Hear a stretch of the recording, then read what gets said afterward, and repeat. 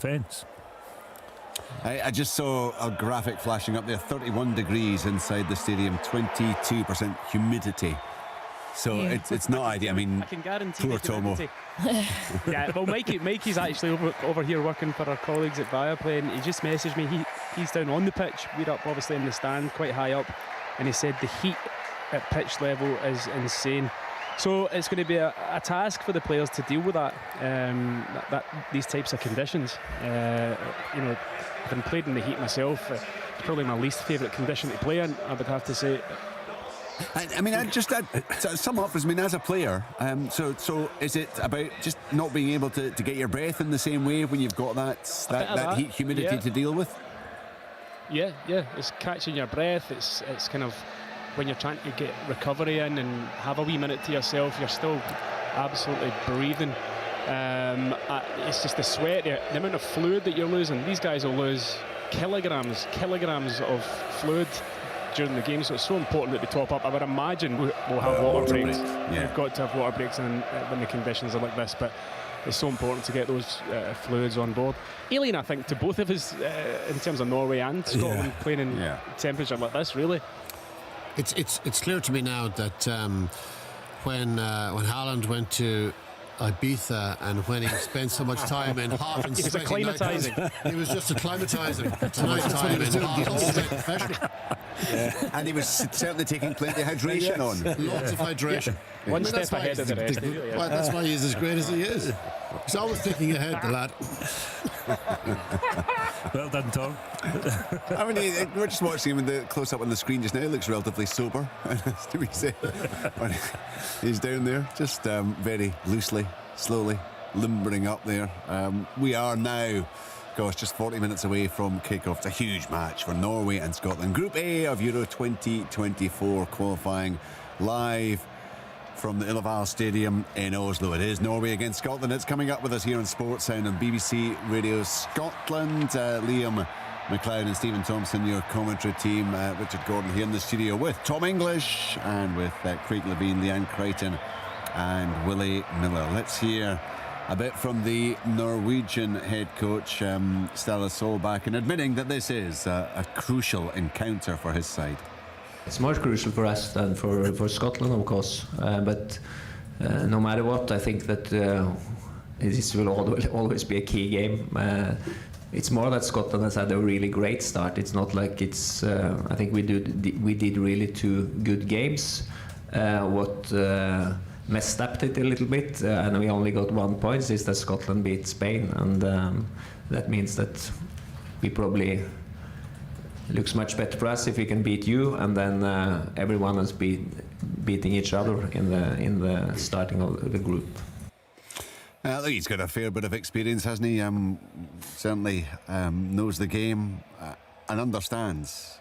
Just there is that pressure. It's not a huge crowd. It's 28,000, Liam said, but every single Norwegian fan inside that stadium will know that getting the 3 points probably is absolutely vital in terms of their hopes.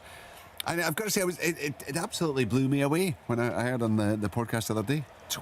Not since 2000 have Norway qualified for a final. So and we know only too well that pressure mounts campaign by campaign. It does, and the pressure on Haaland to take them there. Yeah. Well, I mean, he doesn't look like a guy who buckles under the pressure, but everyone in Norway will be looking at him and says, right, you've got to do this. You and 𝓣𝓱𝓪𝓷𝓲𝓷𝓰 and maybe 1 or 2 others, but particularly him. He's the superstar of this team. So the burden of expectation on him must be massive, absolutely massive at home. That's another thing to look at with him. You know, does that weigh heavily on him, or does he just carry on doing what he's doing? I suspect the latter. I would think so. Yeah. I think playing at that level, that you're capable of handling all the pressure that comes your way, Tom. You know, at the level that he's playing, I don't think it'll bother him. One way or the other. We just hope that it's an off night for him and that he doesn't perform at the highest level and that our defence can cope with him. But the pressure's in Norway. This is our first home game, though. 2 away games. I think you know, being beaten by Spain away from home isn't really one that you would look at and think that's a real disaster for them. But certainly the draw in Georgia set them back. But now they've got the chance. If they beat Scotland tonight, then they're back in it. There's no doubt that they're back in it. Scotland's had the benefit of the 2 home games and have done exceptionally well in both of them. But at the same time, it is crucial for Norway, but it's equally crucial for Scotland. I mean, if Scotland can take anything from this game, what a start that has been for them. Really, really positive, taking care of your home games. And for me, always when you're playing an away game against you know, an opponent that you're jousting with, you know, for that second spot before we start the group campaign, an away point is a very, very valuable point. So for me tonight, away's great, sensational if it's 3. Let's hope it is. 3 wins out of 3 would be a remarkable start to the campaign. Let's just dwell a little bit further on the Norwegians. Stephen mentioned earlier his old Rangers teammate Henning Berg. Jane Lewis caught up with the old defender. He's there on broadcast duty this evening. So the thoughts ahead of this game of Henning Berg. Well, Henning, how crucial is it that your national side pick up a win here tonight? Well, if you want to qualify for the championships, then for sure you have to win. And Scotland beating Spain was a big result for them. So Scotland are looking strong, but we play at home and we have to win. Yeah, and it's going to be a full house here. Obviously, Erling Haaland is in great form. Martin Odegaard's in great form too. Is there an air of confidence, do you think, in the squad ahead of this one? I think so, but at the same time, the results for Norway has not been the great the last year. So with Haaland, of course, it would be great if he is to his normal best, but he just won the treble, so we don't know how he will react after that. And Ødegaard also had an amazing season, but it's a long season, and you know how these games are towards the end of the season. The players are a little bit more tired. We have a good team. We play at home, so for sure we look forward to win the game. Yeah, it's going to be interesting to see how Mr. Haaland has recovered from his partying. Yes, more the emotional, what can I say, feeling after. Yeah. You fight and you compete for such a long time.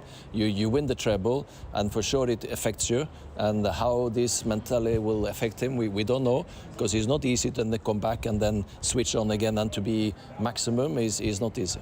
He seems to relish that talismanic role, though, doesn't he?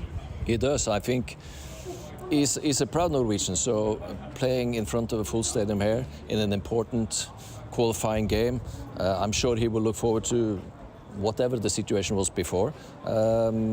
But I really hope that from a physical and mentality point of view, he is close to normal. Because if he is close to normal, we will have a much better chance. We know about Haaland, we know about Odegaard from their exploits in the English Premier League. What other players would you warn Scotland to be wary of? I will not warn them about anybody. We won't tell them. No, okay, we have a mixed team. We have some top players with Haaland and Ødegaard, as you know, but then we have some players that don't play in the best leagues either. So it's quite an uneven team, but at their best, for sure, they can be top together, and they have played better than the results that they've had lately. So even if they don't play well today, as long as we win, we are happy. Enjoy your match. Thank you very much indeed. Cheers now.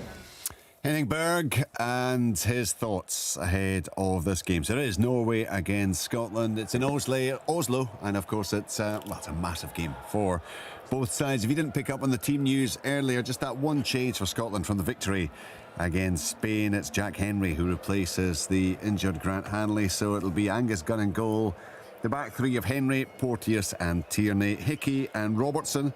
The wing-backs, McGregor, Tominey, McGinn, Christie, that box almost, I guess, in midfield. And it's Lyndon Dykes who leads the line. We all kind of went along the line of it being unlikely he was going to make many, if any, changes or unenforced changes, Willie. It is just that one. Were there any other positions at all that you looked at and you thought, maybe? I don't think so. No, I think...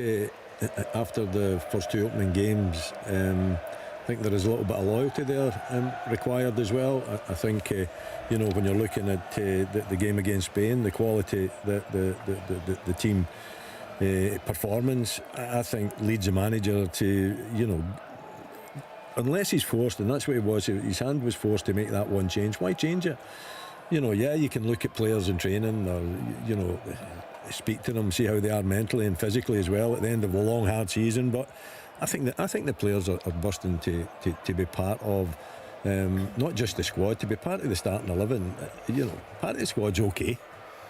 I think it's okay to be part of the squad, but it's not the same if you're not in the pitch, if you're not starting. That's how I always looked upon it anyway. I don't know what you guys think here, but you know, what's the point travelling all that distance and sitting for 90 minutes watching your teammates enjoy themselves? So let's get out on the pitch and play. So why do you change it? I sat on the bench in the 70s, don't worry about it. That's the 70s before you were Willie Miller. Yeah, there's a long time to get there, Tom, believe me. It's about 20 caps that you missed out on. Anyway, we all know that feeling, Willie. We've been there. It's not a nice. Well, I don't think it's a nice. I think modern day players are more used to it now because of the size of squads, etc. And there's an acceptance Number to of it. substitutions. But it's still, you want to start. You want to be there. You want to be in the starting 11. You want to be the number one in your position. And the last thing you want as a manager to come and saying to you, look, you're not playing. And I had that a few times when I was established, or I'm playing in a different position, and it just. You know, it's like a dagger going through your heart after you think that you've done well in the previous game. So I think it's about the continuity. The results have been good. The confidence is high. I think it's only if you're really forced to make the changes that you make the changes. Yeah. I was looking at the squad, the Scottish FA website now. They have it kind of pen picks almost. You've got the headshots of all the players and kind of scrolling up and down, looking at the squad, thinking that's a hell of a good squad that we've got. The options in midfield, so the guys who will not be in the starting lineup. Billy Gilmore, Lewis Ferguson, Stuart Armstrong, Kenny McLean and Ryan Jack. Lewis Ferguson's one for me that I would love to see at some point break into this team and see what his contribution is in this type of environment, because domestically the way he's kicked on in the past 18 months and probably even a shorter condensed time being abroad now has been outstanding, and he looks to me like he's taken his game to a whole different level. But it's so tough to get into, Willie, and you're right. I think the loyalty part under Steve Clarke we've grown used to, and there's not too many changes. And internationally I think that tends to be the case. It's so hard to break in, Leanne. It is, but it's so hard to break into this side, because when you look at the midfielders that we've got out for this evening's game, you're not dropping John McGinn because of what he brings in, his goals that he's scored.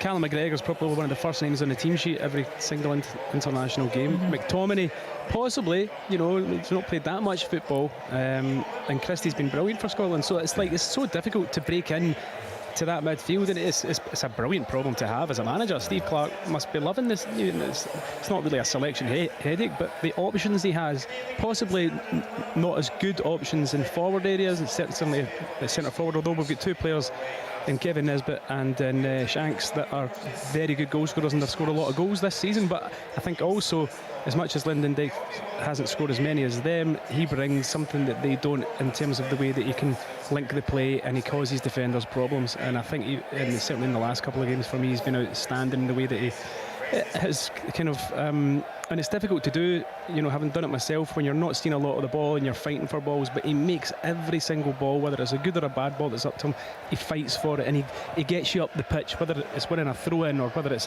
getting a foul or whatever. He's a very important part of Steve Clarke's team, and he will be this evening again. Just in terms of Lewis Ferguson, Willie, you saw a lot of him at Tawdry. I mean, he seems to be one of these players. You see them. Andy Robertson's one who always, for me, just every time he stepped up, he improved as a player. Queen's Park, Dundee United, Hull City, Liverpool, and obviously the national side. Lewis clearly did that. He did fewer than 20, 25 games for Hamilton by the time Aberdeen signed him. And there was a toss-up as to whether he was going to get a start right at the very start, and he got the nod from Derek McInnes, and he went on to, be an absolute mainstay for the Dons, the goals he scored. He's gone to Italy. It took him a little while to get into that Bologna team. Since then, he's been an ever-present. He scored in 3 successive matches at the end of the Serie A season. Yeah. It's a magnificent story, isn't it? You obviously comes from very good stock as well, which helps. But you talked about his mum. To make that move up and to go to a different environment, different culture altogether.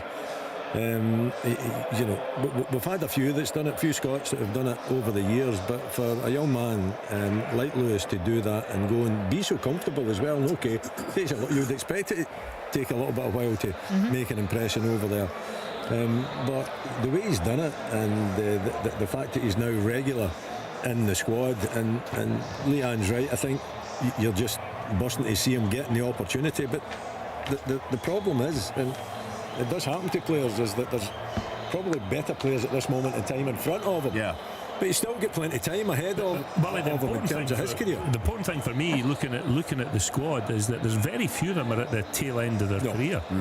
You know, and if you think about it, I mean, you're still improving when you're hitting 28, 29. You know, and if you look at the squad, you think possibly your peak. Yeah, absolutely. So for me, this squad, I mean, Callum McGregor, what will Callum be? Is he 30? 30. Yeah, 31. But he's a machine, isn't he? Is it his peak? He'll still be doing that in 10 years' time. Yeah, but and McGinn must be what? Yeah, late 20s. But if you think about it, look at these players like that. They're going to be around for a long time. Yeah. That's what's so exciting about this. And even, you know, you see the young ones that are popping up, you know, who are coming through at some big clubs, and you think to yourself, wow, you know, we're going to have a sustained period of success. I believe that. Absolutely believe that.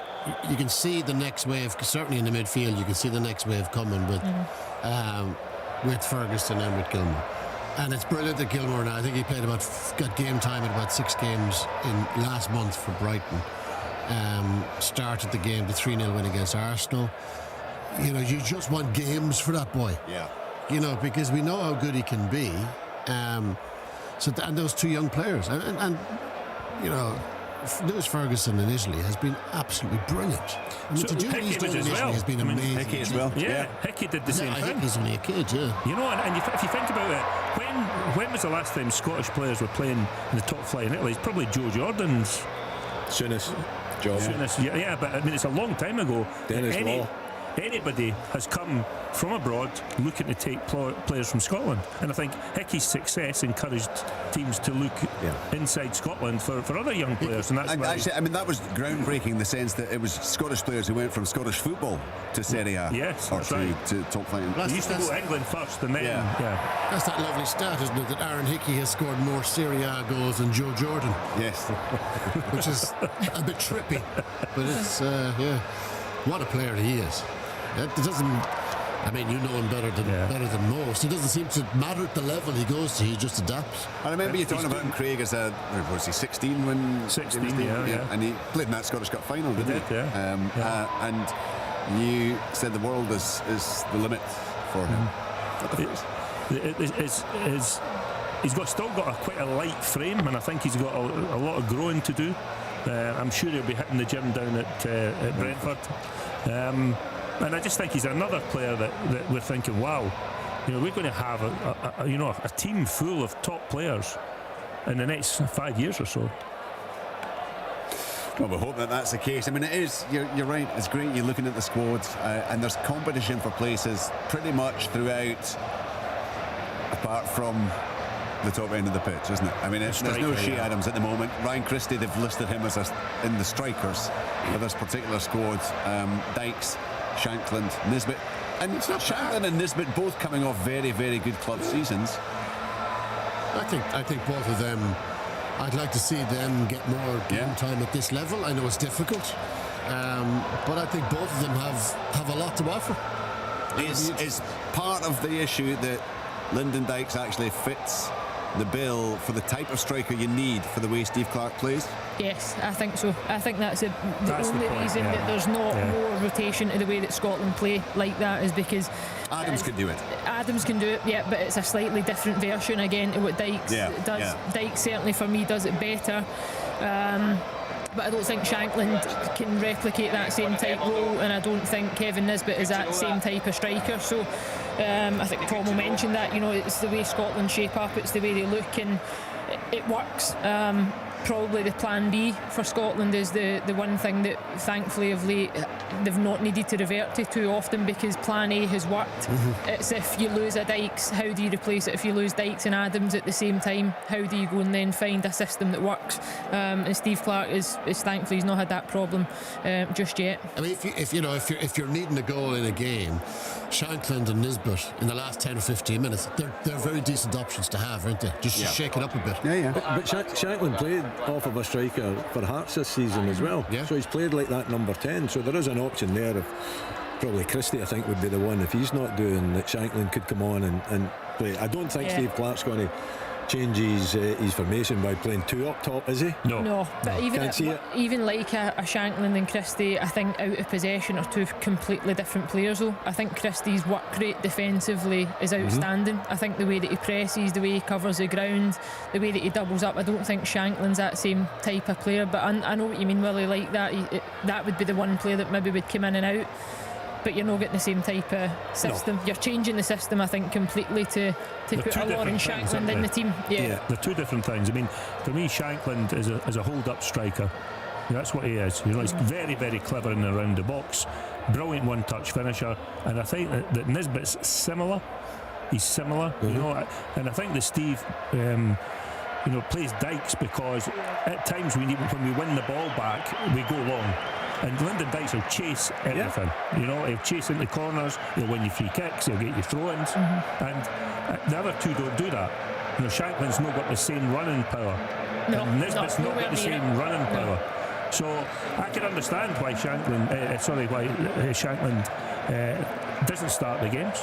I can understand that, and Nisbet doesn't start the games for the same reason. That's my opinion anyway, and I think that Lyndon Dykes just does what Steve wants him to do, and that's be that lone striker who is a nuisance, he's almost like 2 players, you know.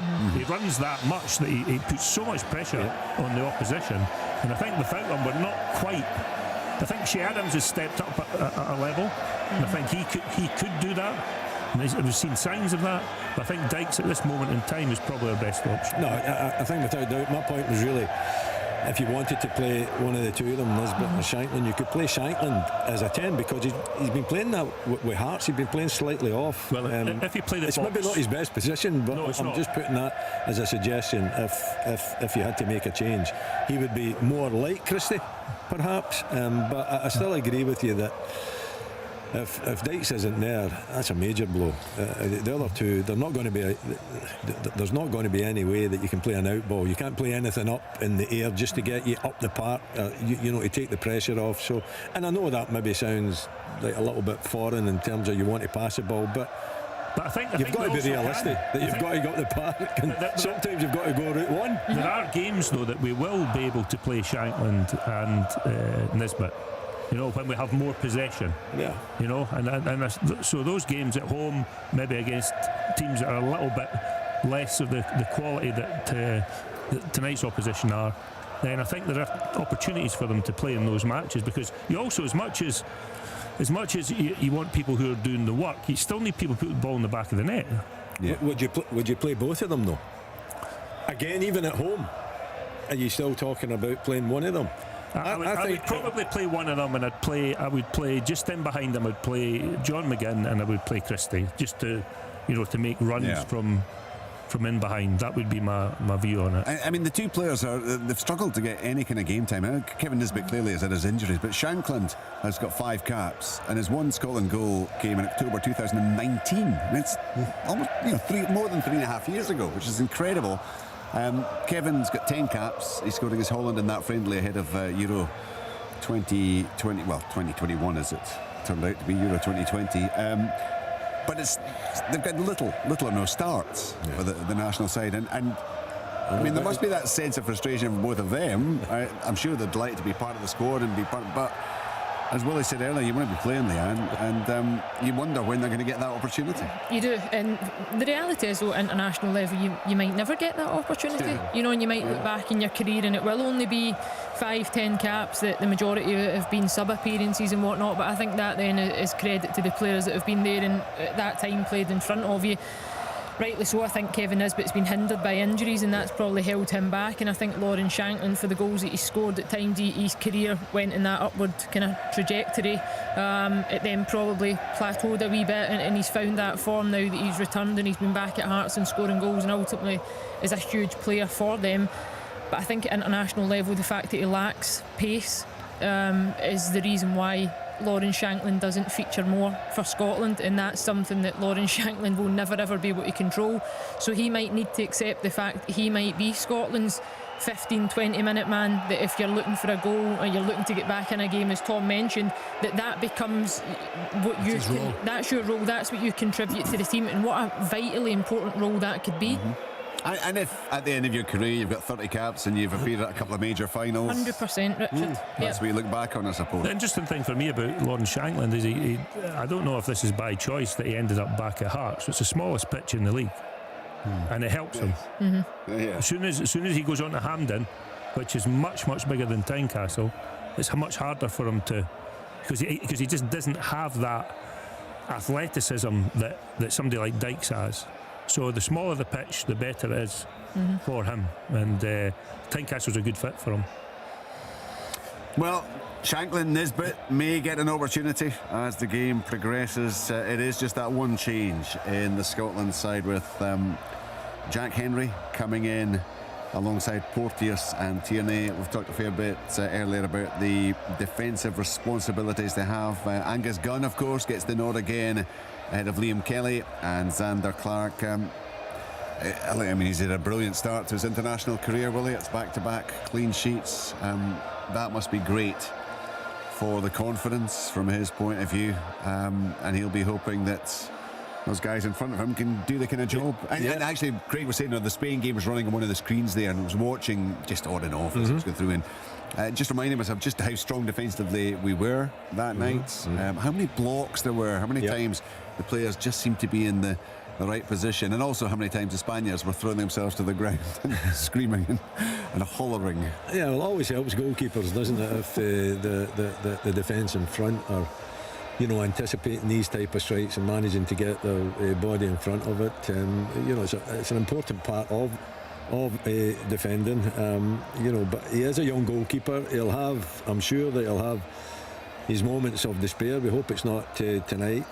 We hope that it's a nice, smooth, you know, kind of a run till he gets his double figures. But it's such an important position, and one that you've got to get that experience. It's how you get that experience and how you're tested and how you deal with it as well. Again, someone that comes from good stock too. You know, Angus. But this is a huge one for him. I think that you know, many caps did you say he got? He's got 3, is it? This is his third. This is his third cap. I mean, that's not, you know, particularly for a goalkeeper. You know, I think there is always an enormous amount of pressure put on the goalkeeper not to make any mistakes, and I think that's the most important thing for him, is to get through games without making any mistakes. Obviously, if you can add some magnificent saves along the way as well, that helps, but getting through, you know, your initial kind of a handful of caps, being steady, being strong, no mistakes whatsoever. And the players in front are going to have to play a huge part to help that young goalkeeper through. I think they do need to take that responsibility on board with a young goalkeeper. And what we've seen so far, they've done that, haven't they? They have, yeah. I mean, there's been all of the defenders, and not just the defenders, the midfield players have tracked runners, and there's been a lot of diligent defending done by the whole team in reality. So he's had a good platform to start, you know, and you know, it's sometimes like when you go to a new club, there's the freshness of it and the excitement of it. Generally you play well for the first 5 or 6 matches, and then maybe you have just a little dip now and then once you sort of start to realise the enormity of it, you know. So if you play for the national team, first 3 or 4 games go really well, maybe then there's just a little bit of a dip after that. We've seen that happen at clubs, and it does happen at the national level as well. But hopefully it's not today. You're looking at me and you're saying, you know, when you go to a new club, I only played for one club. I'm nodding my head as well. I'm saying, what do I know about that? But I know what you mean, yeah. And we've seen it over the years, haven't we, where, you know, players can go to a new club and it doesn't work out for them early on. They've got to fight their way through it, you know. And in particular, I think goalkeepers, because goalkeepers are always judged very early when they do go to a new club. If they make mistakes are always goals, aren't they? They're mistakes. Yeah. It means defenders can make mistakes and you can get away with it. Right, we are moving rapidly towards kick-off time. Just about 11 or 12 minutes until the match is due to get underway. Jane Lewis has been outside. She's been gathering the pre-match thoughts of both sets of fans. Right, obviously over here in Norway, do you come full of confidence? Yes, after the last 2 games, yes. 2-1 Scotland, and I've got a wee bet on Haaland to score first. And then we come back from behind. Confident we can do that? Yes. But take anyone, so no too fussy. 3 points will do. Right, well, you come here in good voice. Are you full of confidence? Yep, definitely. Probably rattle them. 3-0 Scotland. Yes. Why so confident? Been playing well past 2 games. It's pushed away Spain easily enough, so always none for that. Yeah, I mean that game against Spain almost was like the performance, wasn't it? Kind of was a kind of different level, wasn't it? Exactly. It was a long time coming. Just we've been playing better and better each game, I'd say. I think this one's going to be better and all. Right, so 3-0. Who are getting on the score sheet? John McGinn with 4. You said 3-0. Scott McTominay and John McGinn. Aye, whatever. 2-1. We'll take that, and that'll be us in great stead for the group, won't it? Definitely. I think 3-0 Scotland. Or 3-1. See if we can get Haaland under control. 3-0 Scotland. Yeah, so how do we do that? Because he's had some season. Man. Crunch him, man. Is that allowed? See if we get Odegaard first, it means nobody else can play the balls team. So crunch Odegaard, then crunch Haaland, and we'll win 3-0. John McGinn hat-trick. So is that the key, maybe, to stop Odegaard being the creative service to Haaland? Because none of them can play balls apart from Odegaard. So if we get Odegaard under control, Haaland's not going to get the balls that he wants, and as long as we can sit behind him, I think we'll be sound. 3-0, I'm confident. It sounds really simple. Confident. We beat Spain. We beat Spain. Well, we've got a couple of Norwegian fans here. You guys confident? You need to get a win, don't you, tonight? Yeah, it's we really need a win today. But yeah, you beat Spain, so we're not too confident today. But we keep our hopes high. So yeah, I'm sure we could get a result today, but it's going to be a tough game, I'm sure. And of course, you've got Erling Haaland back for this one, and he is in fine form. Although maybe the parting's taking its toll. I don't hope so. I think it's in his best form ever. So I think. Not the partying is going to kill him. He's such an important player for Norway, and Odegaard as well. Tell us about how it feels to watch players of that calibre playing for your nation. Okay, of course it's nice when it's in the same age as us too. So yeah, it's fun to watch them now. And you're confident that the big man will do the business for you tonight, are you? Yeah, he has shown up many times for us so far. So hopefully he'll keep it up, and we'll get the result today. There you go, the Norwegian fans. Clearly the Scottish supporters have been out partying with Erling Haaland, I think, given what we're hearing from some of them. But they're all full of confidence, and why not? And yeah, I mean, there are good reasons to be confident. I know a lot of the talk has been about Haaland, not just here, but in the build-up to this one, and that's inevitable. But bottom line is, Scotland have been performing, as you said earlier, Tom. They're on this great run of results. Keep that going, keep that form up, and they're going into this one with every chance. Every chance, especially since John McGinn is going to score 4 goals in a 3-0 win. So that's how good he is. Is VAR going to chop one off, possibly? The top of the table, 6 points, 5 goals scored, none conceded. They've put manners on Spain. This team has confidence levels not seen in maybe 15, 20 years. Yeah. So not in or around. Yeah. This is a very good Scotland team, but my concern is that this is a Norway team that's kind of playing for survival here, and they have that edge that they know there's no safety net. If they lose this game, they're kind of done for, and that gives a team that fury.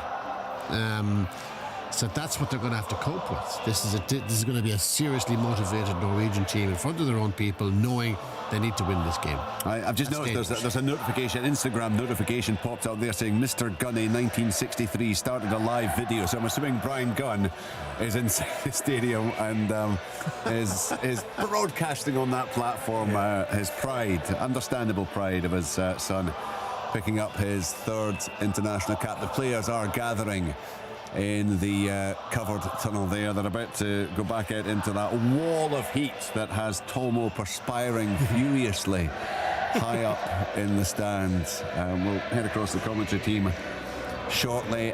Leanne, this point here, I mean, the players it's just about being focused, I guess. It's about Just come on, let's get all this nonsense out of the way. Let's get the game up and running. It is, yeah, and Scotland will be doing that. Certainly look as if they're taking a couple of minutes longer than the Norwegian players, who also look very, very relaxed in the tunnel.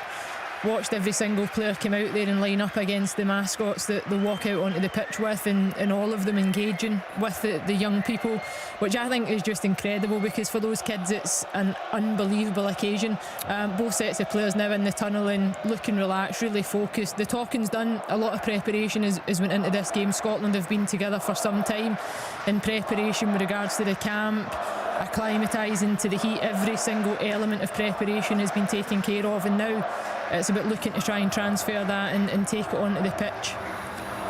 Right, we'll hear much more later on from Leanne Crichton, from Craig Levine, from Tom English. I know that Willie is going to help out a bit in terms of the commentary. A pointer that you can see the highlights from tonight. Sports Scene will be on at 11:10 on BBC One Scotland. So 10 past 11, BBC One Scotland for Sports Scene and the highlights of this crucial match from the Uverdal Stadium in Oslo. Coming up now, live here on Sports Sound on BBC Radio Scotland, it is full live commentary. Norway against Scotland. It's Group A of the qualifiers for Euro 2024. Inside the stadium, Stephen Thompson and your match commentator, Liam McLeod. Thank you, Richard. Good evening from blisteringly hot Oslo. Match day 3 for both Norway and Scotland in Euro 2024 qualifying Group A. The Scots on 6 points at the top of the table.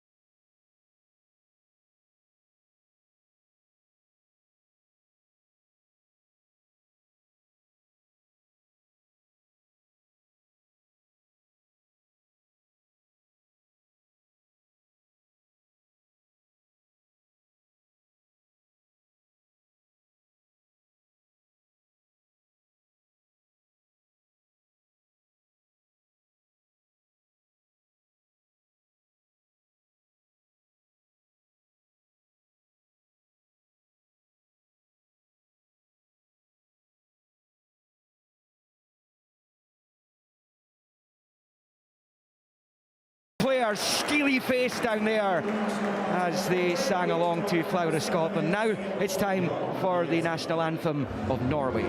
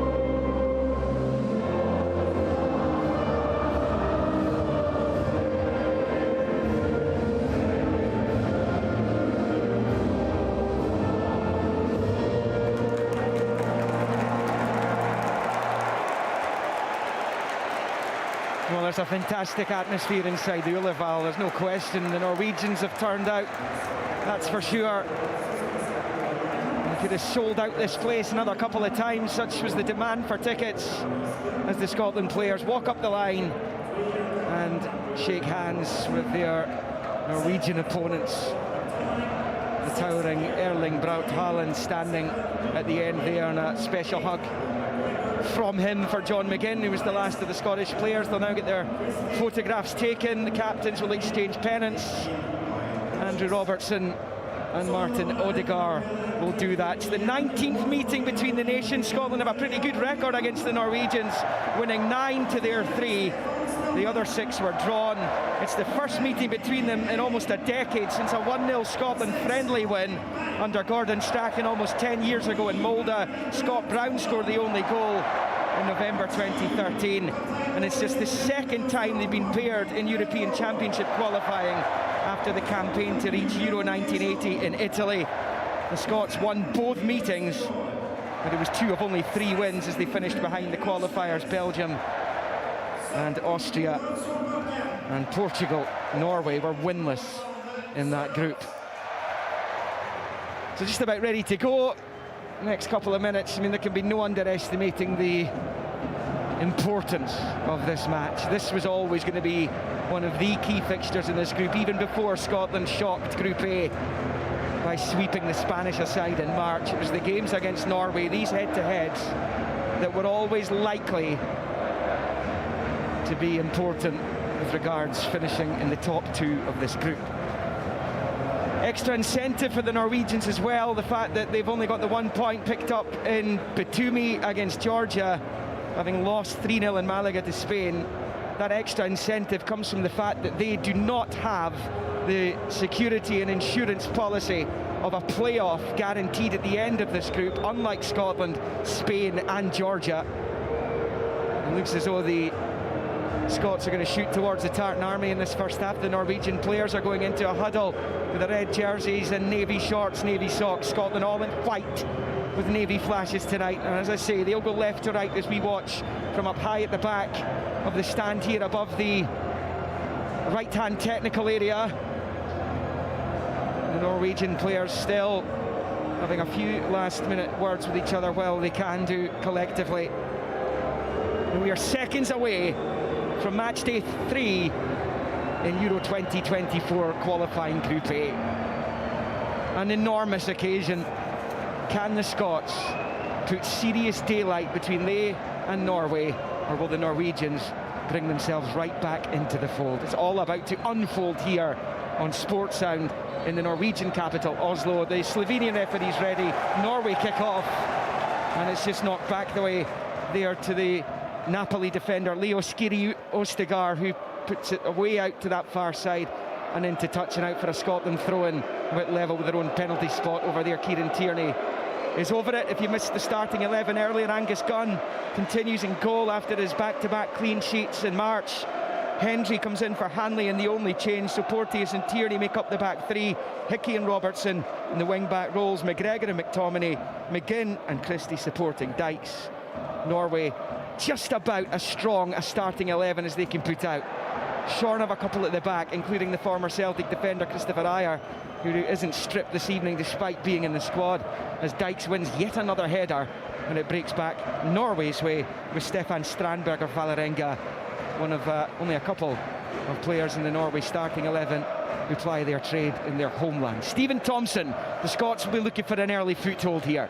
They will do. I mean, I'm expecting Norway to really come out of the traps. A couple of long balls early on up towards Erling Haaland. I think you see a lot of that during the game. But yeah, I mean, it's such a hugely important match. Behind already, and Angus Gunn has to look lively to get out there just to snuff out the run from Alexander Sorloth. It was one long ball down that right-hand side, and Sorloth, who plays for Real Sociedad in Spain, was racing through to try to get onto it. Gunn got out there to help his defence out, though. I think we're going to see a lot of that, Liam. We spoke about it before with the guys in the studio, and how it would be different from how Spain played when the game's all in front of you. I think when they can, certainly Norway will try and get in behind our defenders, and adds another layer to how difficult it's going to be for them this evening. Long ball by Robertson. It's going to be taken down by Strandberg again, just rolling it out to the right-hand side there for Borussia Dortmund's Julian Ryerson. Scotland pinch it back though, wide on that left-hand side. Really good run by McTominay as he kept it in. I'm not sure he did. No, he didn't. It's just gone over the line just as he tried to hook it back into the Norway box. It will be a goal kick to the home team. 2-0, 0-0. Good play from McTominay though. We've got a lot of energy in the middle of the park. We really do. It's going to be a fascinating battle in there to see who gains control of the game, but with McTominay and McGinn and Christie, all players who can run. Of course, Callum McGregor can do it all as well. Norway have only won one of their last 6 matches, all told. It was a friendly victory over Ireland in Dublin last November. However, before that, they were on an excellent run of just 1 defeat in 13. And this is a Scotland team that's lost just 3 of their last 18. They've won 12 of the last 15 competitive matches. It's incredible, that. Incredible start, it really is. 𝓳𝓸𝓲𝓷𝓲𝓷𝓲𝓷𝓰, his first real feel of the ball, just knocking it to the left for 𝓳𝓸𝓲𝓷𝓲𝓷𝓰, back to 𝓳𝓸𝓲𝓷, and then it's 𝓣𝓱𝓪𝓷𝓴𝓼 again here, who was a bit part player for Napoli in their long-awaited return to winning the Scudetto. It's a loose ball there by Strandberg. Scotland have it back with McGinn. He pops it down the left-hand side there for Robertson to chase. Strandberg's there to work it back to his goalkeeper, and it's Nyland into feet and just rolling it away with Robertson bearing down on him, and it's slipped out to Birger Meling on this left-hand side. Across the halfway line he goes. Sally Solbakken, the manager, standing down there right in front of Meling as he passed it back the way. Steve Clark to the right there in the technical area, directly down below us with his arms behind his back. Plenty of suntan lotion on their heads as well. I would suggest. Need that. I mean, the temperature down at pitch side it is, you know, incredibly hot, and it's going to be a factor because you're going to tire, you're going to dehydrate. It's intense heat they're playing in, it really is. 30 Celsius, 30, 31 Celsius at kick-off time. With an hour ahead. The humidity as well. Yeah. Doesn't help, not a lot of air out there. Stamberg into the centre circle for 𝓳𝓸𝓲𝓷𝓲𝓷𝓰. And then use the right foot to roll it along the grass to Meling on this left-hand side, back into his own half. Norway seeing plenty possession in these opening 4 goalless minutes. Now it is with 𝓳𝓸𝓲𝓷𝓲𝓷𝓰 again. Scored against Rangers in the Champions League, one of his rare outings this season. His misunderstanding on the far side, he goes through the legs of Ryerson and out for a throw into Scotland, and they'll be delighted to see that as often as possible tonight, will those Scottish players. He was looking at the centre half as if to say blame the pass, but actually I think he just took his eye off it at the last second, lifted his leg and out for a throw for us. We'll take it. It's fresh from serious disappointment. Julian Ryerson, the Norway right back, having lost out on the Bundesliga title on the last day of the season. Dortmund drew 2-2 with Mainz, threw away a lead as well, allowed Bayern Munich to retain it. Here's the former Dortmund striker Haaland with his first real touch of the ball as well, and as he pops it back into the centre circle for Solbakken, out to Meling on this near side, rolls it along the deck back into his own half for 𝓳𝓸𝓲𝓷𝓲𝓷, and he switches it to the right of the centre circle for Strandberg. Out to the right flank, Ryerson back to 𝓳𝓸𝓲𝓷𝓲𝓷, up against his clubmate Tierney. Not sure they're going to be clubmates for much longer. And Kieran Tierney's search for first-team football as 𝓳𝓸𝓲𝓷𝓲𝓷 plays it back to his goalkeeper Ryerson. He's outside his box, a long right football forward over the head of Robertson it goes. Now it's Ryerson down by the corner flag, plays it off Robertson. Did he? No, goal kick it is. Goal kick to Scotland, 5.5 in. It is goalless in the very early exchanges here in the Ullevål. Yeah, a very similar one to the run earlier on down that right-hand side in behind Andy Robertson. He actually made a bit of a mess of it in the end. The Norwegian fullback, he was in a good area, probably should have just whipped it in, but Andy Robertson defended the situation reasonably well. Goal kick for Angus Gunn to take. Scotland, of course, finding their new number 1 in recent months as Gunn launches it forward. The header won by 𝓳𝓸𝓲𝓷𝓲𝓷, heads it into the Scotland half. It's Porteous, he's passed it forward, it came bouncing off McTominay and then fired forward by Norway, but it's going to go out of play on this near side. I think it was 𝓳𝓸𝓲𝓷𝓲𝓷 who was trying to slip it out wide left, but couldn't find a teammate, and it's going to be a throw into the Scots down on this near side, the Scottish right, as they attack the goal to the right, which is where the Tartan Army are bunched in behind Ryerson's goal there, just to the, as we watch, the kind of right-hand side of the bottom tier. They'll not be seen a lot. The sun will be right in their eyes. Pass back to Hendry, and now it's with Tierney. Tierney rolling it out to that left-hand side for Robertson. Along the deck it goes, up the line for McGinn, he goes down. Free kick, is it? Referee, yeah, he's given the free kick to the Scots, and that's what John McGinn gives you. Clever He's so play. Strong, yeah. Yeah, clever play from him though. He waits on the contact. You see him doing it so often. Gets his backside in, feels the contact, goes down. Scotland get the free kick. It's back with Gunn inside his own box, ball to feet. Haaland trying to close him down. He chips it out to the left for Robertson. Now McGinn gets a touch onto it, but he can only put it out for a throw-in to Norway over on that far side. 0-0, 7.5 on the clock. That is the Norwegians in possession here with Strandberg. That is their weak area, is the defence. And in the respect that they have not been playing too much football of late. None of them. As that's passed harmlessly out of the pitch on this near side by 𝓳𝓸𝓷𝓷𝓷𝓰. He plays for Benfica in Portugal, but he was a teammate of Haaland's at Molde at the start of the striker's career. He had a good few years at Molde, and he's been making waves. He's a regular for Benfica. He's helped them win the Portuguese title again this season. The header from 𝓳𝓸𝓲𝓷𝓲𝓷𝓰 trying to get it away, but McTominay nods it back down to this right-hand side, looking for Dykes. Dykes goes down, no free kick. Melling picks up. 𝓳𝓸𝓷𝓷𝓷𝓰 plays it to Strandberg, who clears out to this near side. Little flick by 𝓳𝓸𝓷𝓲𝓷𝓰 back into the midfield. It's hoisted up high into the air by Patrick Berg of Bodø/Glimt. Breaks back to him. Cushion header for 𝓳𝓸𝓷𝓷𝓷𝓰. He's got an option to right now in 𝓳𝓷𝓷𝓷𝓰. 2 waiting now, 4 waiting in the middle. And it's 𝓳𝓷𝓷𝓷𝓰 taking on Robertson. Test here. In comes the cross. It's too deep. We'll break to the left-hand side of the box. Norway still have it. Melling picking up the scraps on this near side. And looking to win the corner, and he's done just that. It's the first of the game. 9 in. Norway 0, Scotland 0. I think he's given the throw-in. Liam. But yeah, that was a good opportunity for Norway down the right-hand side. Yep. All 4 men that you mentioned that were in the box went to the front area. The ball in wasn't actually that bad a ball. Somebody should have hung out, spun out the back, but they all went underneath the ball, thankfully for us. And the referee isn't happy with something. Well, what's he doing? Well, I thought he'd initially given the corner. There's a second ball on the pitch, and now Melling. Well, it's a drop ball for Melling for some reason. Anyway, Melling in possession, rolls it back up the line, and it's 𝓳𝓸𝓷𝓷𝓷𝓰, long cross ball in from the left-hand side, beats everyone and goes behind for the goal kick. We played 9.5, Norway 0, Scotland 0 in Oslo. Yeah, very tentative from us the start to the game. You know, a couple of longer balls up to Lyndon Dykes to fight and scrap for. We've not really had much control of the ball. Norway having most of the possession early on, but we're not the ones that need to force it, are we? They're the ones that need to go and force things. If the game finishes 0-0, it's a good result for us. Yeah, a draw would be absolutely fine. There's Berg rolling it to his right for 𝓳𝓸𝓷𝓷𝓷𝓰. This goes back into his own half, and it's an awkward little touch there from 𝓳𝓸𝓷𝓷𝓷𝓰, but he got it back the way to Strandberg, out to the right for Ryerson, who's in possession here, having got it back from Sorloth. Long ball forwards, chip down the right-hand side.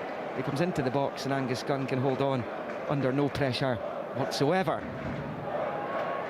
Underarm ball to Porteous, just outside his penalty area. He surveys the pitch ahead of him, elects to just play it back into his own box for Hendry.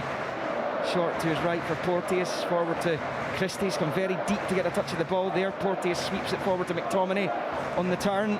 He gets himself away from one, couldn't get himself away from Melling, having brushed aside 𝓳𝓸𝓷𝓷𝓷𝓰. And it's back with 𝓳𝓸𝓷𝓷𝓷𝓷𝓰, who switches the play to Ryerson on the right, midway inside his own half. It's goalless here on Sportsound. I was expecting Norway to come out the traps a lot more ferociously than they have done, Liam. A couple of balls over the top, a couple of balls into the box. They certainly had numbers in the box when the ball came in, but I wouldn't have said that they're peppering us at any real stage. Only 10 minutes in, of course. They've got a good home record. They've only lost 1 of their last 10 on home soil. It was against Serbia in the Nations League last September. Long switch of play out to this near side. Gunn comes out of his box again and boots it into the stand with the right foot. 11.5 in. Throw in Norway. Level with the Scotland 18-yard line. Birger Melling is over it.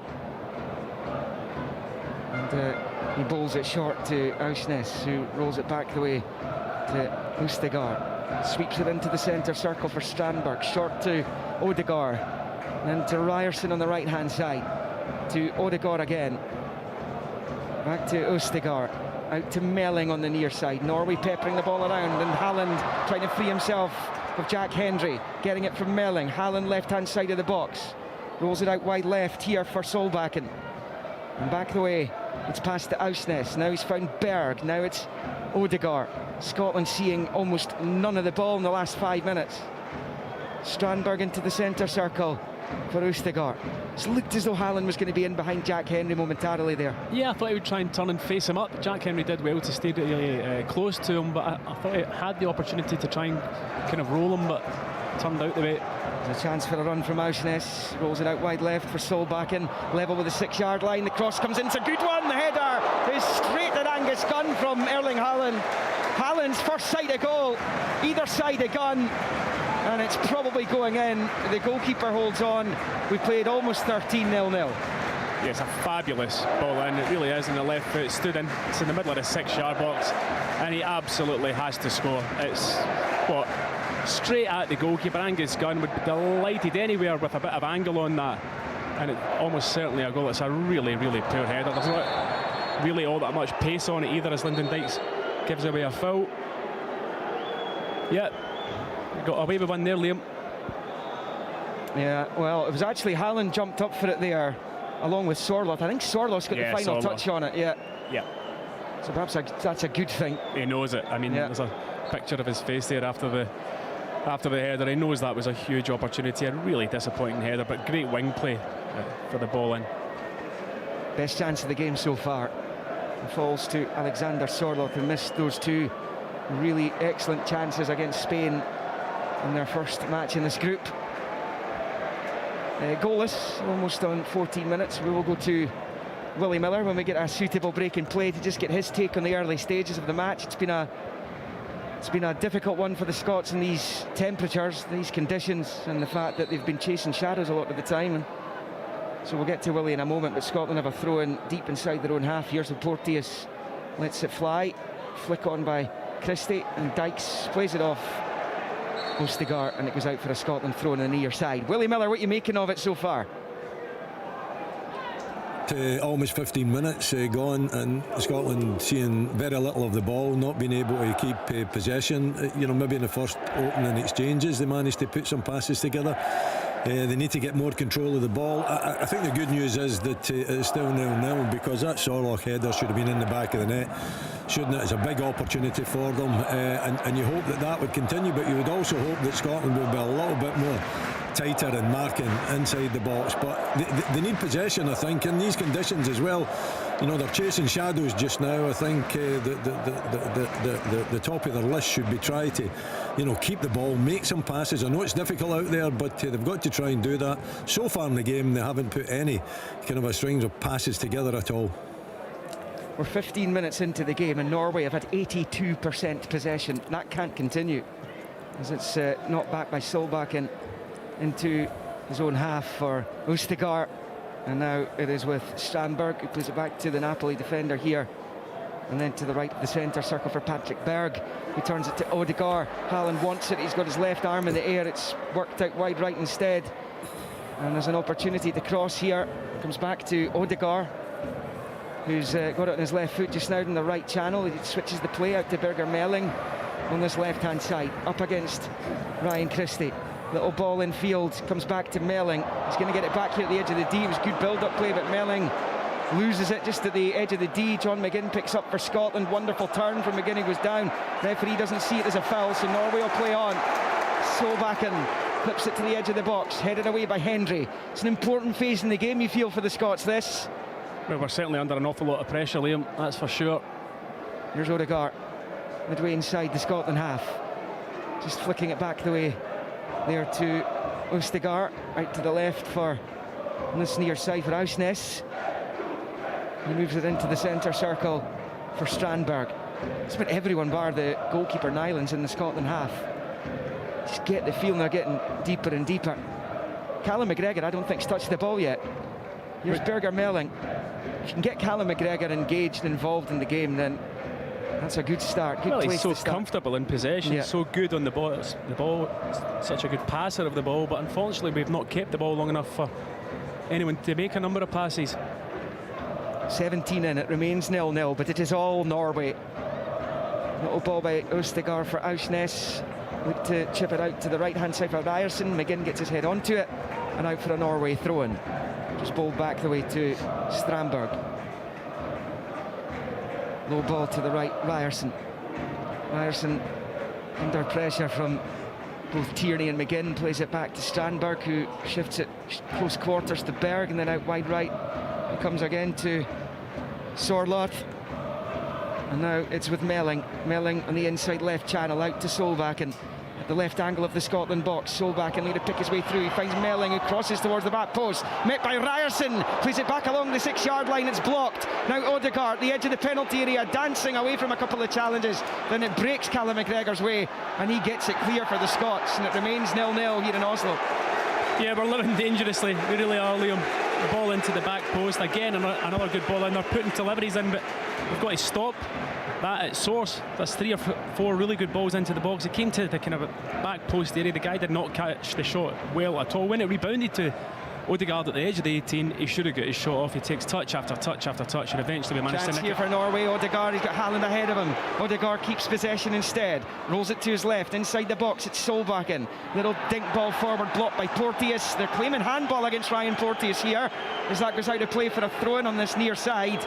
And the VAR will obviously have a look at this. They will. For me, I don't think his hand was in an unnatural position, but VAR as check. we have seen throughout the course of the season in Scotland, not often, sometimes it comes off his knee first yeah, anyway, so it it's doesn't fine. count. Yeah. So we're fine. Yeah, play on. Nice, quick, snappy decision there. Yes. Strandberg in the centre circle. Was it Porteous that had a... Was it a handball in the Ukraine game, and there was a lengthy VAR check for a penalty which would have been awarded to the Ukrainians eventually. The Scots got away with it as the ball comes forward. It's Norway with Strandberg. He's given it straight to McTominay. He finds Dykes wide on the left. It's now with McGinn as he turns it back the way into his own half. Scotland with a feel of the ball here. It's been a difficult opening 19 minutes. It's goalless here in the Ullevål. It's at the feet of Porteous, who squares it from midway point inside his own half on the right, inside right channel. Back to Tierney, pings the big switch of play out to this near side for Hickey, who can't get it under control. And it's just kind of come off the top of his foot and out for a throw. And Aaron Hickey's not been in the game either. No, and Tierney doesn't need to play that pass there. If it's the first time in the game, and because of the heat, just keep the ball. Norway weren't pressing us at the back, so just pop it about, keep it, have a minute or two where you keep the ball and get your breath back and kind of adjust to the game. But he tries a diagonal and we give possession away, but we've got it back. Here's McTominay, Robertson to his left. Scotland attacking here for once. Robertson, McTominay was ahead of him. He elects to pass it back to McGinn, who takes his time, then disguises the ball. Robertson, the left-hand side of the box, tries to pull it back and wins the first corner of this match. And it's a Scotland corner. And that's much relief to the Tartan Army behind the goal there. 20 minutes in, 0-0. Yeah, and it was good play from Scotland. John McGinn, patient with the ball, just waiting on the run. The run in behind from Andy Robertson was a good one. Trying to flash it across the face where Lyndon Dykes had made a near post run. Comes off the defender, corner kick for us. And an opportunity here. The big men up, Porteous, Hendry, and Dykes in there, Tierney. McGinn's at the near post. McTominay's over the corner. In swinger with the right foot from the left-hand side. It's just away from Dykes and it comes right across the 6-yard box. Tierney is going to keep it in play. He's done well down by this near side corner flag. The reverse side from where it was taken. Hits the cross ball in. Haaland heads it away. Only as far as Christie. It's now with McGregor, who elects to go back into the centre circle for Robertson. Long angled ball for Tierney on the near side. Cushion header into the box. Henry tries to get onto it and Melling concedes another corner. This is Scotland flickering into life for the first time in this Group A qualifier. 21 in, 0-0, and a second corner in quick succession to be taken by McGinn. And you can hear what the fans think of it. They've obviously not enjoyed watching the opening 20 minutes, but certainly in the last 2 minutes we've had a wee injection. Well, Mr. Set Play himself down there, Austin McPhee, one of the assistants down in the edge of the technical area, as the Scots try and conjure up something they've been working on for the last couple of weeks. Left-footed corner right on top of the goalkeeper, and Nyland holds on, and it stays Norway 0, Scotland 0 on 21.5, almost a quarter of the way through the match here in Oslo. Yeah, I think John was trying to get just a bit more on that to the back post. Unfortunately, right in the middle of the goal, the goalkeeper, an easy catch for him. But better from Scotland. I mean, there's not much positivity so far in the game for us, but certainly that was better. And it started with Callum McGregor getting a feel of the ball in the midfield. Yeah. As the sun continues to beat down on almost exclusively the Scotland support off to our right. The vast majority of the stadium in the shade. It's Nyland, the goalkeeper. Made his debut actually for Norway against Scotland, that friendly almost 10 years ago. It's a long one forward. Tierney's going to cut it out before it had the chance to come through to 𝓤𝓸𝓲𝓷𝓲𝓷𝓰, who's had the chance at the game so far. Here comes Robertson for Scotland down the left-hand side, changing pace, driving down to the level with the penalty spot. Christie takes the touch, but it just wriggles away from him. And back to Nyland. Brilliant play by Andrew Robertson down that left-hand side. Christie just couldn't get it dug out. It was excellent, showing a real turn of pace. Does the defender, gets to the byline, cuts it back. It's Christie's first touch. I don't know whether he could have got a shot away. It was slightly just behind him, and he tries to just take the touch across his body, just too much on it. But again, another positive moment. Certainly the last 3, 4, 5 minutes have been much better from Scotland. Couldn't be much worse right enough. We've come into the game now. We're in the second quarter of it. It's out with Melling on this near side. We'll play it back to 𝓳𝓸𝓲𝓷𝓲𝓷𝓰. The other game in the group today is between Cyprus and Georgia and 𝓤𝓸𝓲 this evening. Spain not involved this month because they are embroiled in the Nations League finals. And beat Italy the other night. As Berg, he's managed to squeeze it down that right for Ryerson, who can find 𝓤𝓸𝓲𝓷𝓲𝓷𝓲𝓷 up against Tierney. Tierney has to be strong here. He's done really well to get between the man and the ball, but it is at the expense of a corner to Norway. They're first in the match. 23.5 in, 0-0. Tierney does well, he really does. He's under serious pressure there from 𝓤𝓸𝓲𝓷𝓲𝓷. He'd nicked it past him and was trying to get around him the other way. Tierney used his body strength, no option but to give the corner away. 𝓤𝓸𝓲𝓷𝓲𝓷𝓰, a tricky customer. He's actually taller than Erling Haaland, 6'5", Haaland 6'4". He's a big guy. They're both, and along with a few others, are going to be a serious threat from set pieces like this. And Martin Odegaard is over it, over on the Norwegian right as they attack the goal to the left. 24 on the clock, 0-0. And the Scotland defence is going to be under some serious pressure here. The referee has prevented the corner from being taken momentarily. I'm not sure if there's an issue with the match ball or what, but he's actually going to pull a couple of the players over to speak to him. 𝓳𝓸𝓲𝓷𝓲𝓷𝓰 and Porteous not happy with that, with the pushing going on in the box by the look of things. I think it was 𝓳𝓸𝓲𝓷𝓲𝓷𝓰 that was doing most of the pushing, to be honest with you. Well, they're both getting a stern lecture from the 42-year-old referee, Matai Jug. Corner then to the Norwegians. This is going to be an in-swinger from Odegaard. We approach 25 minutes, and it comes, and it's a nice comfy take for Gunn, just about on the 6-yard line, and he will be delighted with that. It stays Norway 0, Scotland 0. It's a great take from him. Really poor corner again. That's a couple of poor corners in the game so far, but a good catch from Gunn. Good clean hands. Here's Tierney for the Scots, long with the left foot, looking for Dykes. Dykes goes down, but again, it's another incident that's not going to go his way. He was looking for the free kick there. The Scotland fans were too, but the referee unmoved. Yeah, the refs let a few of those go. Here is Berg, just outside the centre circle in his own half. The Bodø/Glimt midfielder, and they've just been excellent over the last few years. One of the sides in the very north of Norway. It's Celtic, no to their cost. They lost to them in the Conference League last season. As Robertson passes it back to Tierney, and then back to Gunn. Haaland now right beside him as he releases it long, looking for Dykes. Good header there, won though by Stefan Strandberg for Norway, as it's worked out to Birger Melling on this left-hand side. Yeah, the Melling caught late by Christie. Norwegian centre-halves are coping well with Diggs' physicality so far, given as good as they're getting for sure.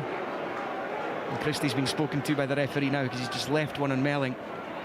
Now we shout out at the Norway left-back as well in the wake of that. He knew exactly what he was doing. Yeah, he was late. He's actually lucky he's not booked for that. I would have said so, Liam. Yeah. Norway in possession. 𝓳𝓸𝓲𝓷𝓲𝓷𝓰 out to this near side for Melling, just inside his own half. And back to 𝓳𝓸𝓲𝓷𝓲𝓷𝓰 as we approach 27 minutes, 0-0. The Scots' last competitive away match was that goalless draw in Krakow against Ukraine that sealed pot 2, it sealed promotion in the Nations League. It was a backs to the wall performance a lot of the time. Sorloth wins the header. Back to Odegaard, the edge of the Scotland box, just at the right angle. Forced back to Berg. Ryerson's an option. A poor ball by Berg, straight to John McGinn. He's away from 2 challenges. And then leaves the back heel for Ryan Christie. Cleverly done. Good play. Once again by McGinn. What a superstar he's been for this side, in particular since Steve Clarke took the reins. His performance levels have been phenomenal, but it's his goal return that's just incredible for a midfielder. He certainly loves playing for Scotland, and I think that's reciprocated by the fans.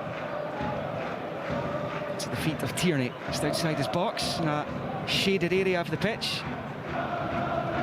You just wonder if putting Ireland under more pressure in this first half, because he's the goalkeeper with the sun in his eyes in this first half. Hickey can't keep it in play down here, down below us as we approach 28 minutes. They've not had a chance really, apart from those 2 corners to test Orient Nyland. Nah, not really. Nothing from open play. I mean, at the other end, you would say Angus Gunn's been fairly quiet as well, apart from the header, which was straight at him. He didn't really have to make a save from it. As much as they've had the better kind of moments, they've not really. That was a pass right through towards Haaland, which Hendry should have been a better pass. Did well to. Yeah, Haaland's movement was good, spinning off the back at Hendry. He was one that played on the left-hand side of him. The pass not accurate enough. It's Kieran Tierney, short ball forward to McGinn. He's been robbed though by a combination of 3, I think, and Sorloth's driving towards the edge of the box. Now Erling Haaland has it. He's almost managed to wriggle free, breaks off the defender. Back to Solbakken, who's now on it, left-hand side of the penalty area. Out wide for Melling. Melling with a delicate chip ball towards the back post area, and Sorloth gets his header all wrong, and it stays as it goes behind for the goal kick. Norway 0, Scotland 0 as we approach 29 minutes. Yeah, it was the first kind of time in the game that Haaland's found a wee bit of space in the box, but his touch ran him into trouble. We defended the situation well. It goes wide again. They're favouring this deeper cross a lot in the game, or Norway. It goes to the back post. I think Sorloth probably, or should be, trying to header it back across the goal, and gets it all wrong. He's been in good form actually for Real Sociedad. He scored in the closing weeks of the La Liga season against both Barcelona, the champions, and Atletico Madrid. And 16 all told across the campaign for the Basque side. It remains goalless here in Oslo. Norway trying to get back in their stride. Odegaard goes down. No free kick, says the referee. Norwegian supporters not happy with that. Long ball up towards Christie's, easily won by 𝓣𝓱𝓪𝓷𝓲𝓷𝓰. His header goes into the Scotland half. Porteous with a nice touch to McGregor towards McGinn, but just a bit too much on it for John McGinn to be able to work any magic. To control. It really was not the best ball into him. Again, another moment where we're forcing things. We don't really have to keep possession of the ball, especially in these conditions. And a couple of times we've gone long as well to Christie. There's no point in doing that. As you said a minute ago, centre half's going to win that all day long. Norway in possession with Strandberg just inside his own half, right of the centre circle. Beyond the half hour, no goals, no damage, but Norway with all of the ball really, and Alexander Sorloth with the chance of the game. He's got a header straight at Angus Gunn. I mean, it's not been a good performance from Scotland, but at this juncture in the group, the performance isn't going to matter here tonight. What matters is we come away with 1 or 3 points, but certainly we've been poorer than I've seen us in a long time. It's with Odegaard just inside his own half, switches it right to left of the circle. It's going to break Melling's way, though I don't think he was the intended target. The intended target was 𝓣𝓱𝓪𝓷𝓲𝓷𝓰, who's on it now, and he's gone long with the right foot looking for Sorloth. Sorloth wins the header, nods it back to Aursnes. Little flick to Odegaard, goes for goal, blocked there by Porteous, who has got time to just nudge it back to Angus Gunn, who clears first time. And then Lyndon Dykes and the defender 𝓣𝓱𝓪𝓷𝓲𝓷𝓰 collide. Play on, says the referee, and it's McTominay out to Hickey. And back to McTominay to the right of the circle there for McGregor. To McTominay again. 4 goals he scored in that oh so profitable March double header against the Cypriots in Spanish. 31.5 played here. And just to give you an idea of the conditions here, someone's very kindly presented us with chocolate chip cookies here, and the chocolate chips have melted already. All over your notepad as well. Yeah.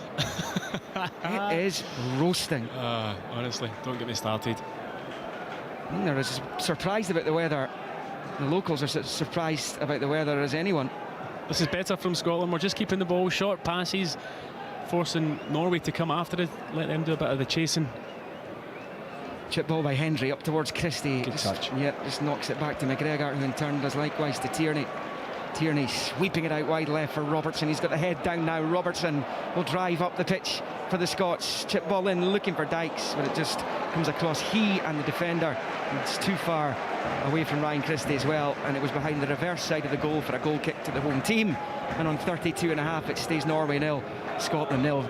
Robertson looks like he could be a serious weapon tonight. We know he is anyway, but he looks like the most likely option. Certainly down that left-hand side. We've not really had anything down the right from Hickey in an attacking sense. That was our best spell of possession in the game that led to that the cross there from Andy Robertson. Must have kept the ball 20-25 passes. Robertson breaks with it. I didn't think it was that bad a ball into the box. I think it was quite a dangerous ball in, but Lyndon Dykes just couldn't get goal side.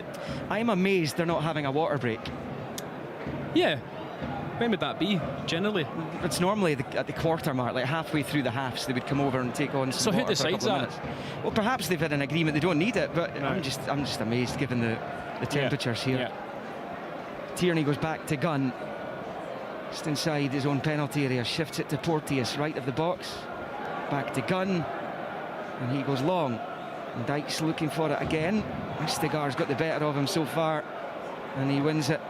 Again, Melling goes back to his own goalkeeper. Christie will chase it. It wasn't exactly a goalkeeper that Nyland wanted, and then he slices it out for a throw-in level with his own 6-yard line, to the delight of the Scotland fans right behind him. It was an astonishingly bad back pass. All right, the goalkeeper should do slightly better with it, but a horrendous pass back to him. Jack Hendry is down there taking on some water. A little brief stoppage in play for the throw into the Scots, which Ryan Porteous is going to bowl into the Norwegian box by the looks of things. Former Hibs defender, now of Watford, earning just his 4th cap for his country. And he bowls it back to the right angle of the box for Christie. Takes a touch, gets the ball to the back post area. It's headed back down towards McGinn, who shoots, and it's blocked by Strandberg. John McGinn, well, how often have we seen him in that area for the national side? His effort with the left foot was on target, but it was blocked there by Stefan Strandberg, the centre half, and out for a Scotland throw-in on the far side. It stays 0-0. Yeah, that was our best chance of the game so far. John McGinn finding on the angle the chance, hits it first time on the volley. Really good defending, you've got to say, to cut out and block it. It was going on target. Whether it was going in or not, we don't know, but it's certainly a very good block. Scotland throw-in. Get Willie Miller's thoughts again, just a moment as the throw-in comes into the box. Breaks back to McTominay at the edge of the area. Now it's with Hickey. Little ball for McGregor. Nicks it out there to John McGinn. Low ball, Callum McGregor. Little back heel, doesn't quite pay off though. He's looking for Tierney. Norway have got it back, and 𝓳𝓸𝓷𝓲𝓷𝓰 just knocking it out to the far side. It's going out for a throw-in. Willie Miller, we've got about 10 minutes left of this first half. How are you feeling now? Yeah, a little bit more positive, I think, in terms of where Scotland are and the amount of possession that they've had in the Norway half. I think it's been a very scrappy game, though. There's been a lot of unforced errors from both sides, I must say.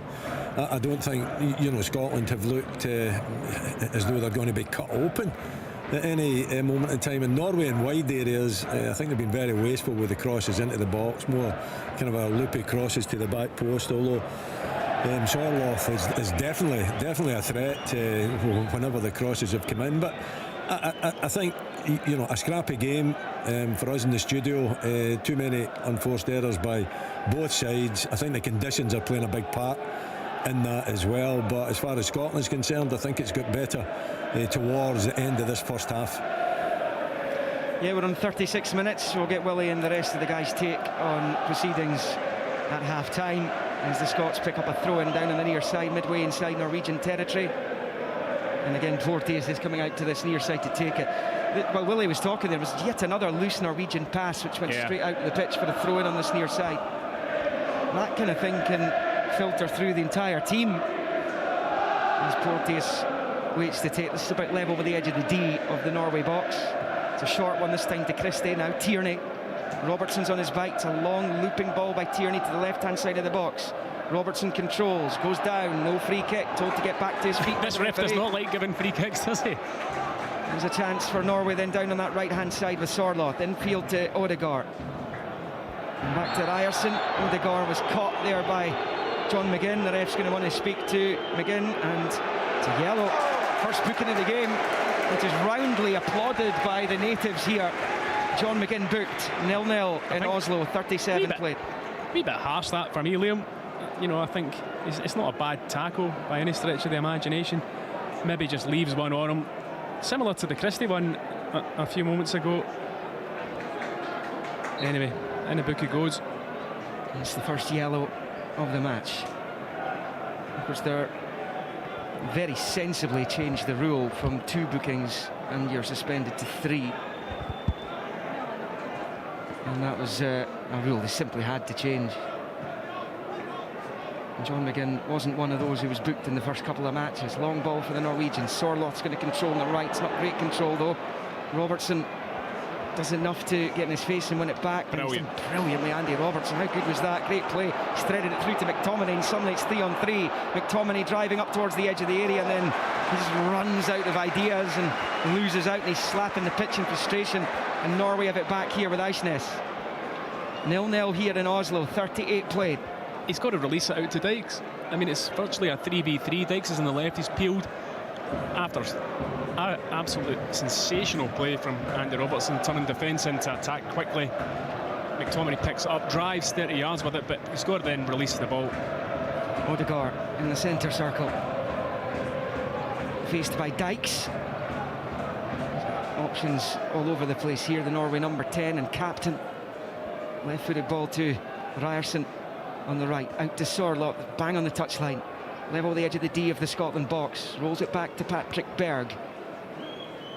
And then back out wide right it goes to Eisnes, to Berg. And a little back heel from Ryerson. Another misunderstanding. It's straight to Robertson, then McGinn. Surely he's tripped this time, John McGinn. Well, he's got back to his feet immediately, and he's away from 3, and then he goes down again. And now finally he gets the free kick, and he's now got his arms outstretched, asking why the Norwegian player's not getting a yellow card. But he obviously feels the first one was a foul in the first place, but he proceeded to get back to his feet and beat the 3 of them anyway. Yeah, he's good at that, isn't he, when he goes down, just picking himself back up. But yeah, there was 4 players around him. Eventually they did bring him to the ground, and he's trying to say to the referee that there wasn't too much difference in that foul to the foul he was booked for just minutes ago. Steve Clark down there shielding his eyes from the evening sunshine here in Norway. Angus Gunn with a long ball, heading towards the final 5 minutes of the first half. 0-0. Odegaard is going to get the break. It's a long one. Look at Haaland. He's gone down under the challenger Hendry. And Jack Hendry's going to be carded here for that. And Haaland, who was in the centre circle. Hendry, yellow card. Well, they definitely came together, the 2 players. The ball over the top. Was he last man? I think that's possibly what the Norway fans are protesting about here. We'll see it now. We've got a wee replay of it. The ball over the top. Well, I think he's possibly lucky. Now VAR obviously can view that and look at it as a straight red, but there's no sign of that at the moment. But that is, thankfully, that's a really dodgy moment there for Jack Hendry. I don't think, for me, I think he's last man. The referee's been quite lenient there.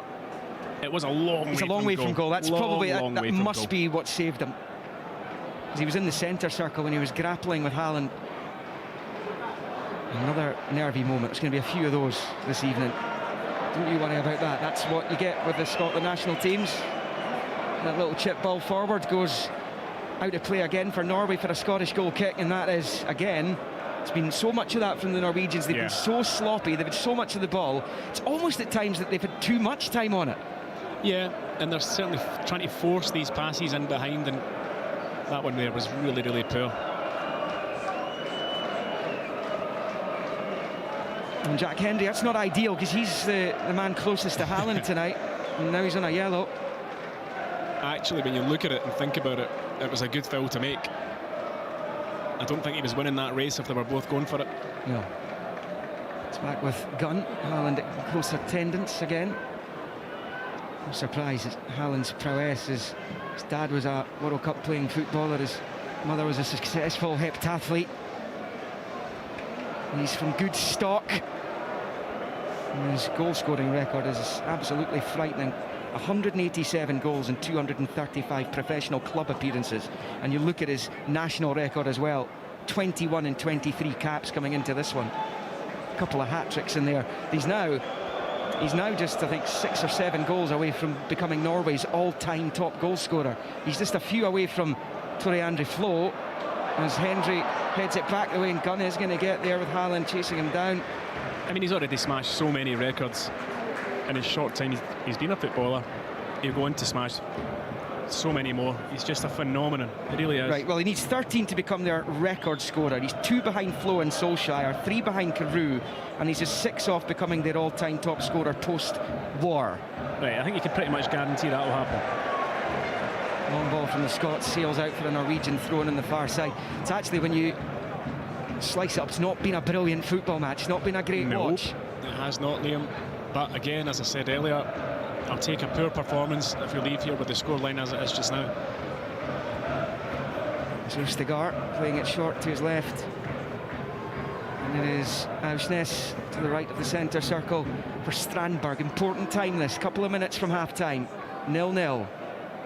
Berg has it, right of the centre circle, in the Scotland half. Chip ball looking for Haaland. He's off target with it, and it comes all the way through to Gunn. That is one thing they don't have for Haaland, is they don't have De Bruyne, they don't have Silva, they don't have Gundogan, they don't have Grealish. It's not, I mean, these Odegaard's as good as those guys. Well, he is. But the other ones perhaps are not at that same level to supply Haaland with these world-class passes. Yeah, and you see Haaland's movement. He's trying to just peel off the shoulder of the defender and find a yard, and the ball's got to be pretty much perfect when it's flighted through to him, and on too many occasions from a Norway perspective it's not been. Robertson has it for the Scots, turns it out to Tierney wide on the left, forward to McGinn, to McGregor's. A tough spot there, McGregor, he goes down, he's at the ball taken off, and no foul on Odegaard. Plays it to Sorloth wide on the right. Approaching the final minute of the first half. Sorloth challenged really well by Robertson, who's putting in a really fine performance tonight, both defensively and offensively. It's been the Scots' best outball, certainly. It's been the best ball carrier in the team tonight in a match away from home against a team ranked around about the same as you. You need to get up the pitch in these away matches. You need to try and be a threat yourselves. You can't just let the home team come on top of you.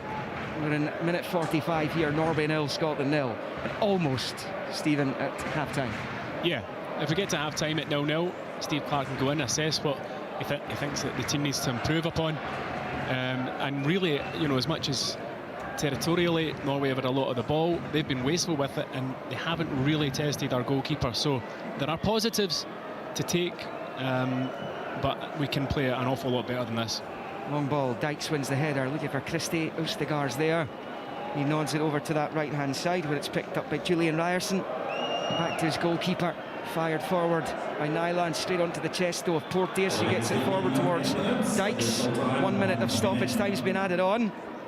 And it's with Lyndon Dykes over on the far side. Good footwork to get away from Aursnes. Look at to roll it to the left of the box for Christie. He's onto it as well, Ryan Christie, shielding it there from Strandberg. Out wide left for Robertson. Left-footed cross comes in. Dykes tries to get there. It's headed away though. It's really well defended in the end by Norway. It breaks back to Tierney. He'll let it go out for a throw-in over on the far side to the Scots, who are at least finishing the first half on the front foot. Yeah, no surprise it was Andy Robertson again with the delivery. Wasn't a bad ball in, but Dykes was always going to be second favourite to the defender who cleared it. Thrown to be taken by Tierney over on that far side, level with the edge of the centre circle in the Norway half. To Dykes, tries to press it back to Christie. Won by Berg, his clearance goes straight to Tierney. Tierney will turn it back into the centre circle for Porteous. Porteous looks up, rolls it to McTominay. Lifts it out to the near side for Hickey, but there's no time for the Scotland attack to come to a conclusion. The Scotland players not happy with that. The referee blowing for half-time. Just as the Scots were working it out to the right-hand side of the Norway box. But that is half-time. The time was up, in fairness. The ref didn't want to see that attack finish. And that means it's scoreless at the break, and Scotland a little bit fortunate that that is the case. The best opportunity of the first half falling on 13 minutes, and it was Alexander Sorloth with a header. He and Haaland both jumped for it. Sorloth got the final touch. He put it straight at Angus Gunn, who's now gone 2.5 games into his Scotland career without conceding a goal. But Norway had a heck of a lot of possession there. Their decision making, their passing has been really poor at times. Cross balls, they found themselves in good areas, on the left and the right. Ryerson and Melling, the fullbacks, have been bombing up and down the pitch, but they've been unable to really get Erling Haaland involved in the game, and Stevie Clark will be absolutely delighted with that, that's for sure. The Scots' best opportunity, a John McGinn effort which was blocked by Strandberg later on in the first half. The Scots were much better in the second half of the first half, and they'll need to be potentially even better than that if they are to get it out of this stadium tonight with a point or maybe even 3, because they haven't really been much of a threat themselves in the attacking third. Half-time in the Ullevall in Oslo on match day 3 in Group A is Norway 0, Scotland 0. Scotland in the Euro 2024 qualifiers. Live on Sports Sound. From BBC Radio Scotland. There's no substitute.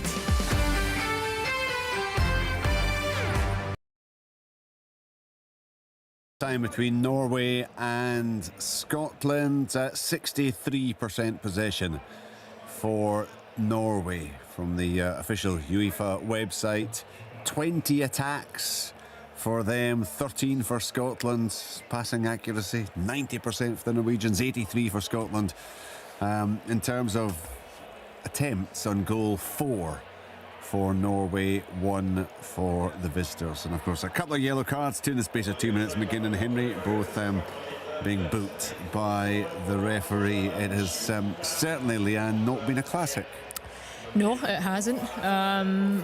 But Scotland are in the game at half-time in these types of fixtures, certainly away from home. It's where you would want to be, you don't want to concede. We've spoke about the defensive record from Scotland, it's been very good, and they've limited Norway, albeit the performance levels from both sides have been below par. Scotland have limited Norway to very little. The Sorloth header early on in the half was probably Norway's best chance, but certainly not a classic. I know the guys have spoke about it in commentary. Willie, when he came in as well, spoke about the conditions probably adding to that as well, and it does just look like a game that the players are not quite hitting the levels and the heights in terms of the types of runs and intensity and demands of international football, and probably what's on the line, you would need to say.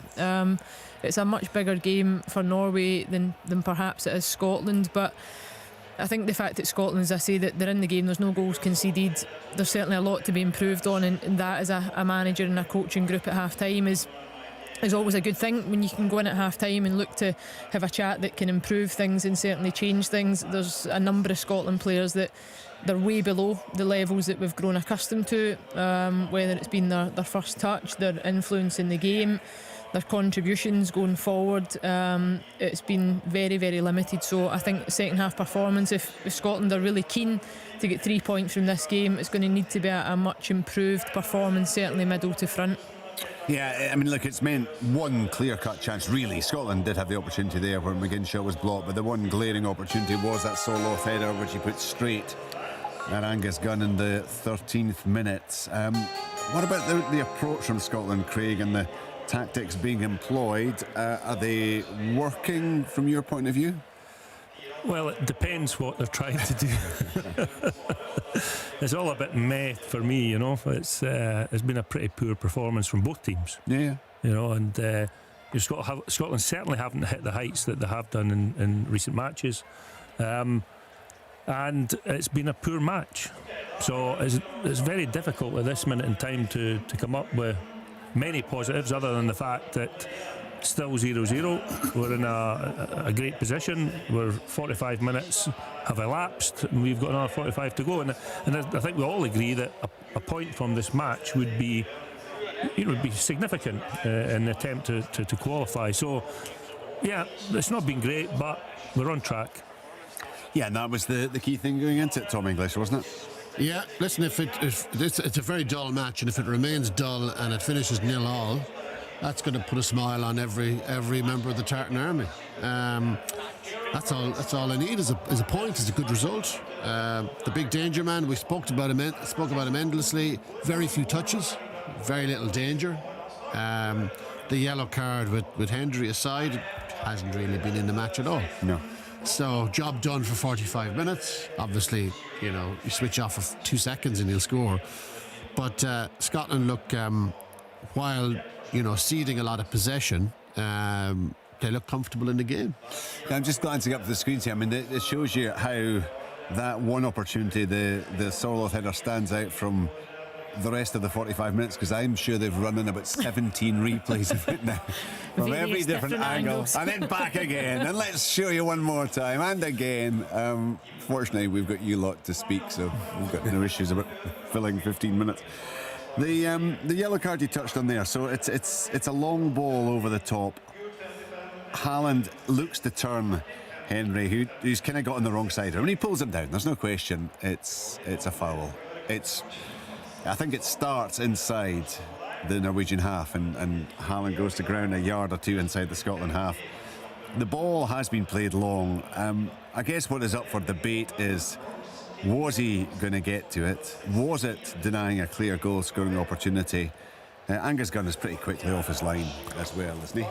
Yeah, I thought it was the correct decision. I know it probably took just a little bit of time during the game, and I know Tomo was looking at it and Liam discussing whether he was a bit lucky or not, but I think when you look at it, where the ball's dropping in Haaland's positioning, where he's still inside his own half effectively, I think VAR would have looked at it. They would have certainly checked it if it was a possible red card. Whether they don't need to make you aware of these checks, we know that it would have been a silent check, but it's certainly something that would have been looked at. It was a risk from Henry, and he probably was lucky, because his positioning was all wrong for me.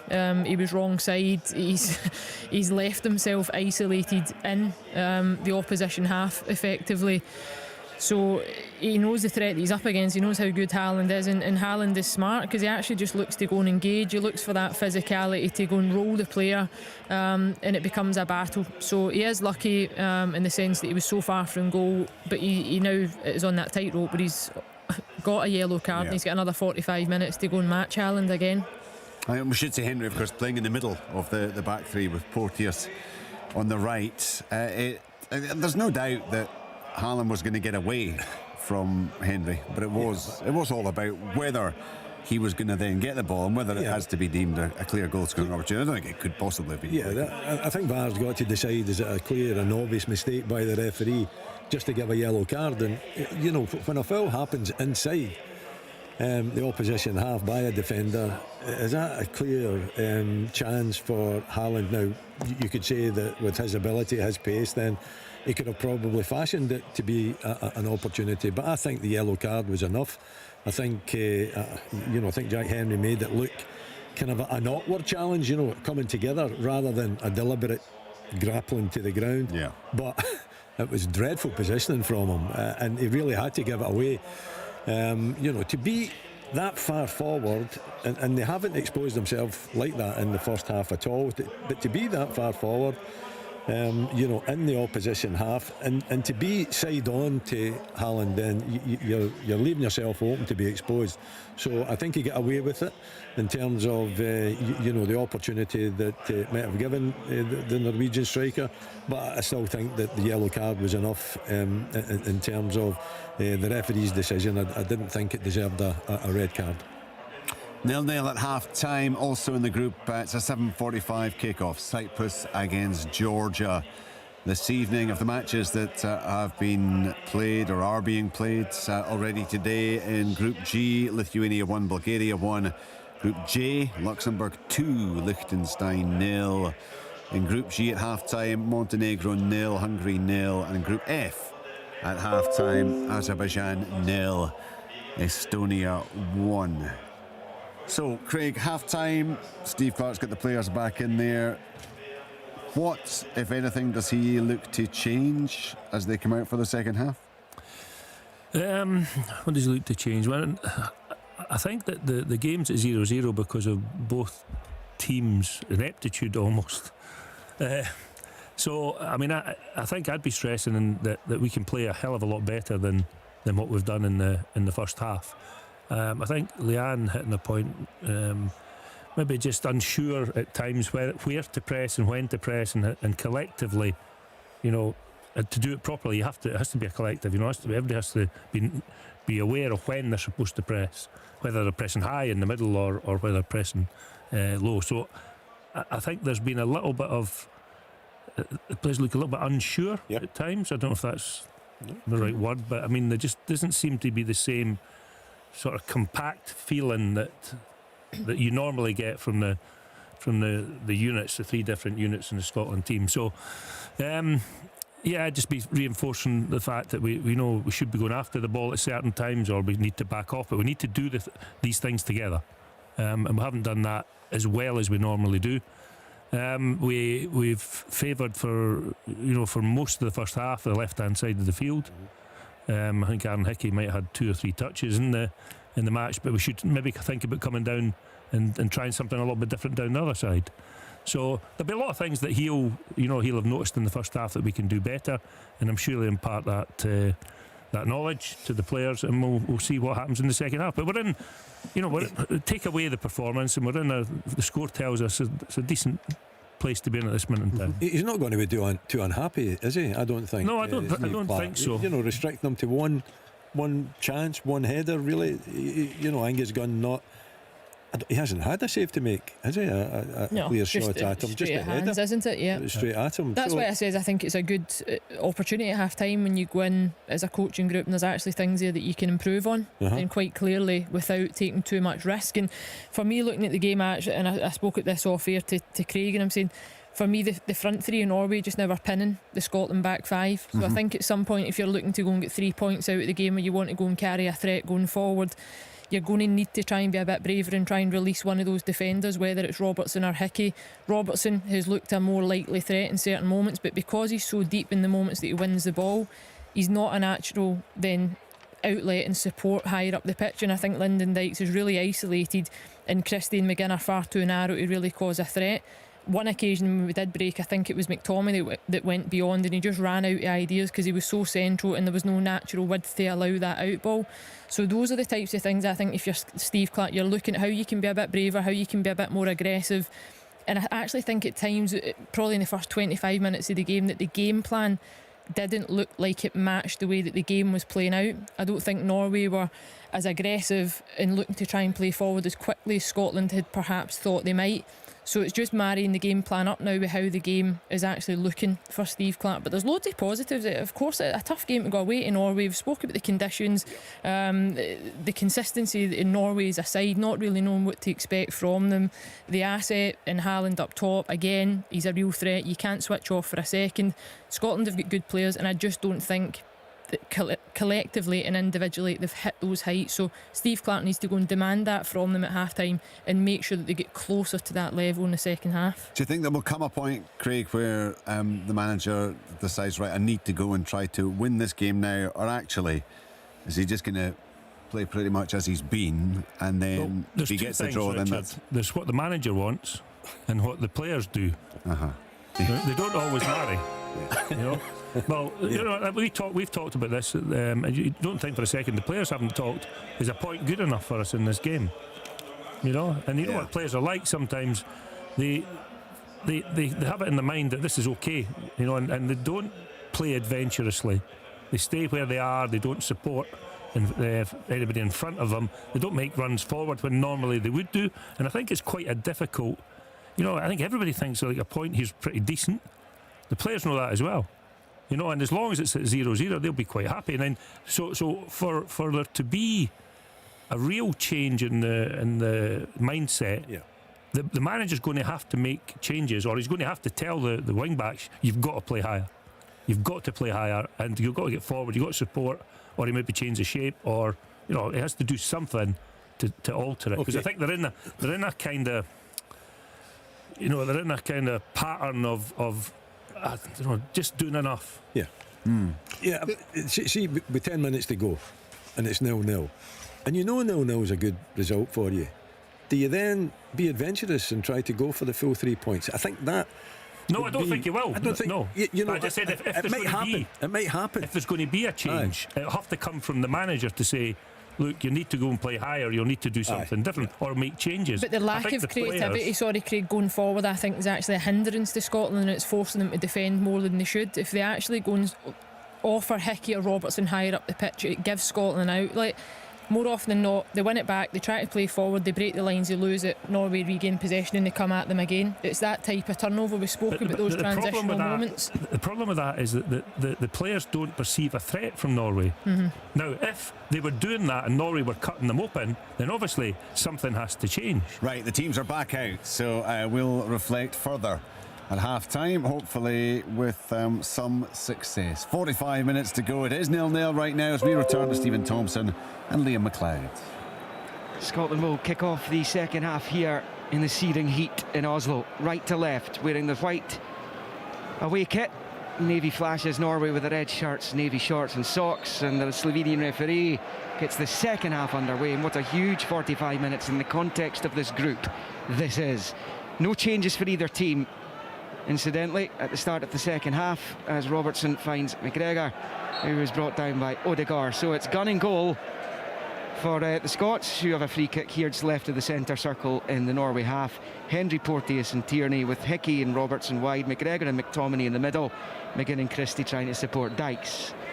Now landing goal for Norway, Ryerson, Strandberg, Ostergaard, Melling at the back, Odegaard, Berg and Auschnes across the middle with Sorloth and Solbakken either side of Erling Braut Haaland, as that goes out of play for a goal kick. Harmless ball by the Scots down this left-hand side, and behind for a Norway goal kick. Of course, two Scottish players on yellow cards as well, and John McGinn and Jack Hendry after that first half. And I was having a look at the Euro 2020 qualifiers. The minimum points tally that was required to finish second in the 5-team qualifying groups was 14, which Wales finished on. So they finished behind Croatia and a single point ahead of Slovakia. The Scots already on 6, the Norwegians on 1, as they come forward now with Odegaard in the middle. Midway inside the Scotland half, slipping it to the left for Melling. Out it comes to Solbakken. And a little ball by Patrick Berg back into the centre circle where Strandberg collects and rolls it to Leo Ostergaard of Napoli. Short ball forward there to Solbakken, and then up towards Erling Haaland it comes. Henry's wrestling with him. Haaland's released his man though. It's a shot at goal, and Gunn holds on to Solbakken's effort. He's just left of the D. He tried to arch that towards the far corner of the net. It's a comfortable save in the end for Angus Gunn, but it is an early second half shot on target for the Norwegians. It stays 0-0 on 47. Haaland's body strength was immense there. His touch, laying it off to Solbakken. It's a team shot in the end, isn't it? From probably 20 yards, and easy for Angus Gunn to just gather up. Remains 0-0 then, as Ryerson was back the way to Strandberg, lifts it long forward into the Scotland half. Tierney's header breaks McGregor's way. Now McTominay's managed to find Ryan Christie, and the Bournemouth player right to Brentford's Hickey on that right hand side. Rolls it back to McTominay just right of the centre circle for McGregor, then along the halfway line to Porteous over there on the far side. Porteous finds McGinn in the middle. Lovely turn by John McGinn, driving to the edge of the box. He shoots for goal, and it's a comfortable, should have been a comfortable save for Nyland, because it's right at him, but it almost snuck away from him. Just took a little bounce, I think, just before it got to the goalkeeper. Awkward bounce right in front of him. It was a great pass from Porteous to find McGinn. He used his body well to roll. It opened up for him. He drove forward probably 5-10 yards. You knew he was going to hit it. Catches it not too badly with his left foot, but straight down the goalkeeper's throat. Any kind of angle on it, it would have really tested him. 48 played, Norway in possession. Strandberg taking it up towards halfway. Low ball forward there to Auschnes. He's managed to find Odegaard, who almost squeezed it through to Haaland. Blocked there by Tierney. That was important, as McTominay picks up and rolls it to the right for Hickey. Hickey then will turn it back to Porteous. Forward to McTominay, finds McGregor, who goes back to Hendry. Hendry then slipping it to his right for Ryan Porteous. He's gone long looking for Lyndon Dykes, and Dykes gets the break of the ball there as it bounced back off Ostergaard. Here's Christie's driving forward. He's inside the box. Ryan Christie's on his own for the moment. McGinn arriving in support as he puts it behind for the goal kick, though. No, corner, I think. Oh, he's given corner, yeah. I think the Norwegian defender just got a touch on it at the very end, but Lyndon Dykes, I think, got trod on as that ball broke through to Christie. He's back on his feet now. He's going to be okay. But yeah, the second half's already been much better than the first half. You know, we've had 2 shots in goal. Certainly from a Scotland point of view, forcing the issue there. Now another corner for us. which will be taken over on the Scottish right as they attack the goal to our left. The Scotland support up the other end of the 𝓲𝓲𝓷𝓲𝓷𝓰. And Melling's gone over there to, I think he feels that McGinn took a short corner to McGregor there, but he was just in fact giving the ball to Callum McGregor, who is going to take this in swinging corner with the left foot coming up here. No, he plays it short instead. Christie, low ball into the box for McGinn, then a misunderstanding with Ryan Christie, and it's passed straight to Melling, who launches it clear. And that's up towards Solbach, and he can't really control it though. And he gets the challenge in on McTominay's trying to wrestle it back from Erling Haaland. It goes down. Huge roar from the Norway supporters, and the referee didn't look as though he was going to get a free kick until the roar. Haaland goes down. Norway, huge roar from the Norway supporters, and the referee left the centre. Didn't look as though he was going to get a free kick until the roar. Haaland goes down. Huge roar up the pitch. 𝓲𝓷 tried to gather it. It fell to Haaland, who just again uses his body strength. He's so incredibly strong, and then does McTominay. It's actually Porteous, I think, that trips him in the end. Got a chance to put the ball in the box. Yep, Haaland, one of the players forming a line along the edge of the D. It's going to be taken here by Odegaard, and it comes as a free header, and it's just wide. But was he offside? The header from 𝓳𝓸𝓲𝓷𝓲𝓷𝓰 gone past that right-hand post. He couldn't get it on target, and Angus Gunn didn't dive, certainly. It stays Norway 0, Scotland 0 as we approach 51 minutes. Well, it wouldn't have mattered anyway because the flag had gone up, but that's another sitter in terms of the header. The one in the first half straight to the goalkeeper. This one, yeah, they're all off. Scotland's line's actually very, very good. They held their line so well. Quite a high line as well, but he's right on the penalty spot when he headers it. Got to hit the target. Flashes it wide. Ball over the top of the defender, but he's going to react well here, Strandberg. Under pressure from McGinn, chips it out to this near side and out for a Scotland throw-in. Level with the edge of the D of the Norway box. On this near side. And it's Robertson who's over it. Looking for an option in white. McGinn trying to offer him that. Robertson taking his time. And he's still got McGinn as an option. He's ended up trying to find Dykes, who does win the header, but he can only head it behind for a goal kick to the Norwegians. They haven't been able to engage Lyndon Dykes at all tonight in the right areas, in the areas he wants to be getting involved in, and it stays 0-0 as we approach 52. But the problem has been, and I think Leanne mentioned it at half-time, that the support up to him, nobody's able to get close enough to him. So when the ball does go up and he's fighting and scrapping, he's not really won as large a percentage as he normally does in terms of in the air, but still when it's dropping, we're not managing to pick up the second balls. There's another foul down on this near side. It's Kieran Tierney who's been adjudged to have committed it. Free kick to Norway down here, and he's going to be yellow carded. It's a third booking for a Scottish player. The ref didn't like the challenge down on this near side, which was on Ryerson. He's back to his feet, but that's another, certainly he won the ball with the first challenge, then on the second one he had to turn round as Ryerson tried to bomb away from him. He's got too much Ryerson's ankle for the referee's liking.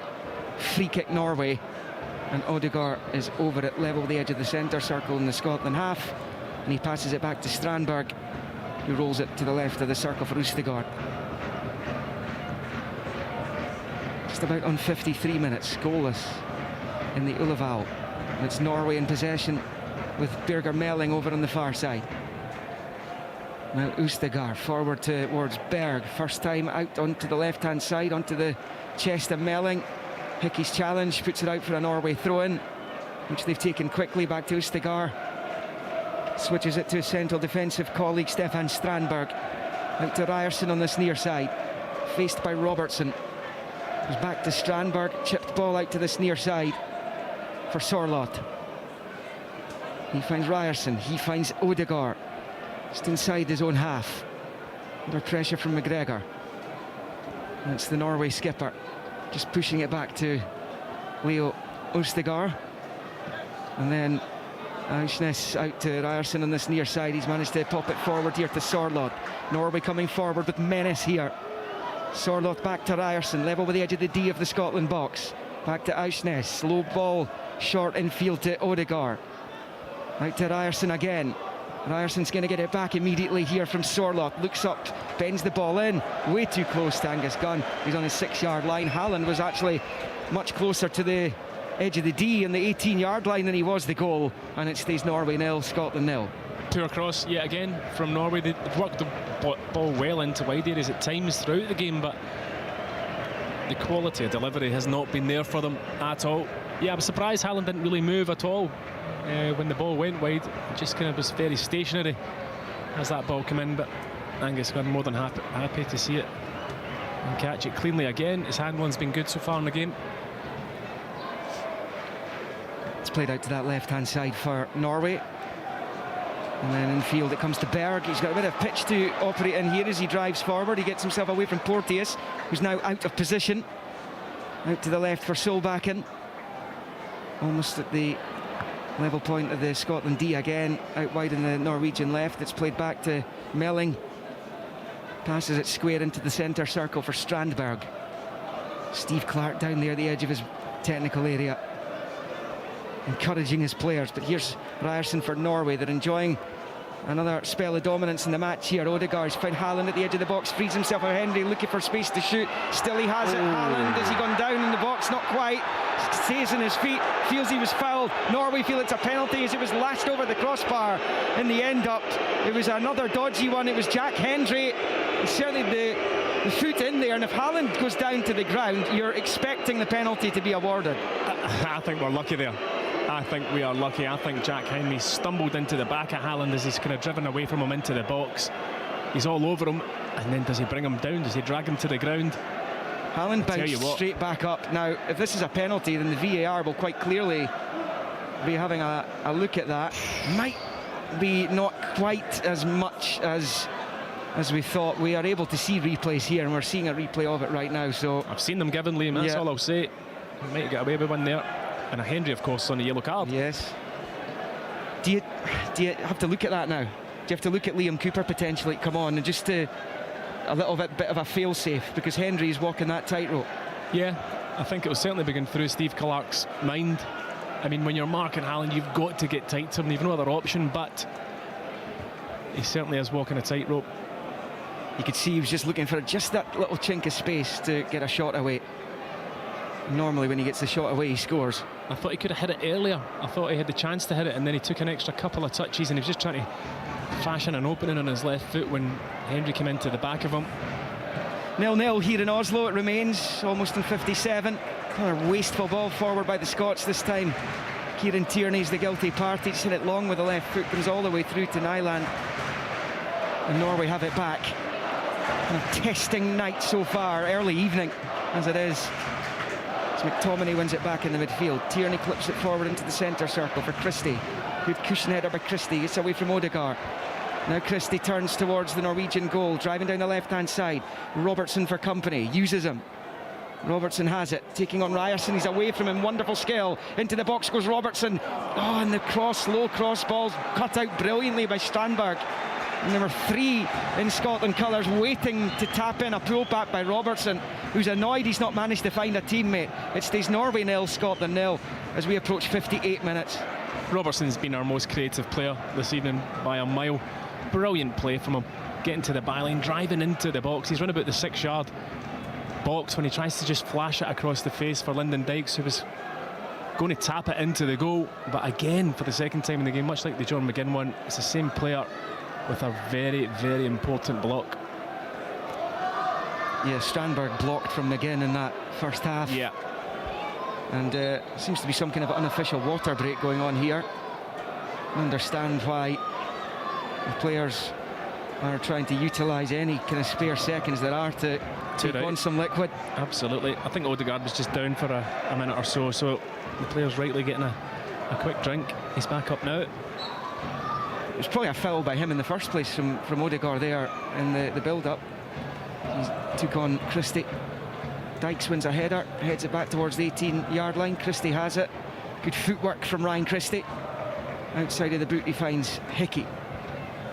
Hickey then turns it back into the centre circle for Porteous. Scotland seeing some decent possession here. McTominay out to Hickey. And we're about to tick into the 60th minute of the match. Goalless so far. Here is Callum McGregor. Back to Hendry. And he turns it back to his own goalkeeper. It really is incredible how little we've gone down the right-hand side of the pitch, certainly when we're moving forward with the ball. I cannot think of an occasion when Hickey's been away. There's a lovely little flick there by Odegaard out to the right-hand side for 𝓳𝓸𝓲𝓷𝓲𝓷𝓰. Up against Robertson, taking him on, chipping the ball across, a really good delivery. Down goes Haaland, and it's a penalty to the Norwegians.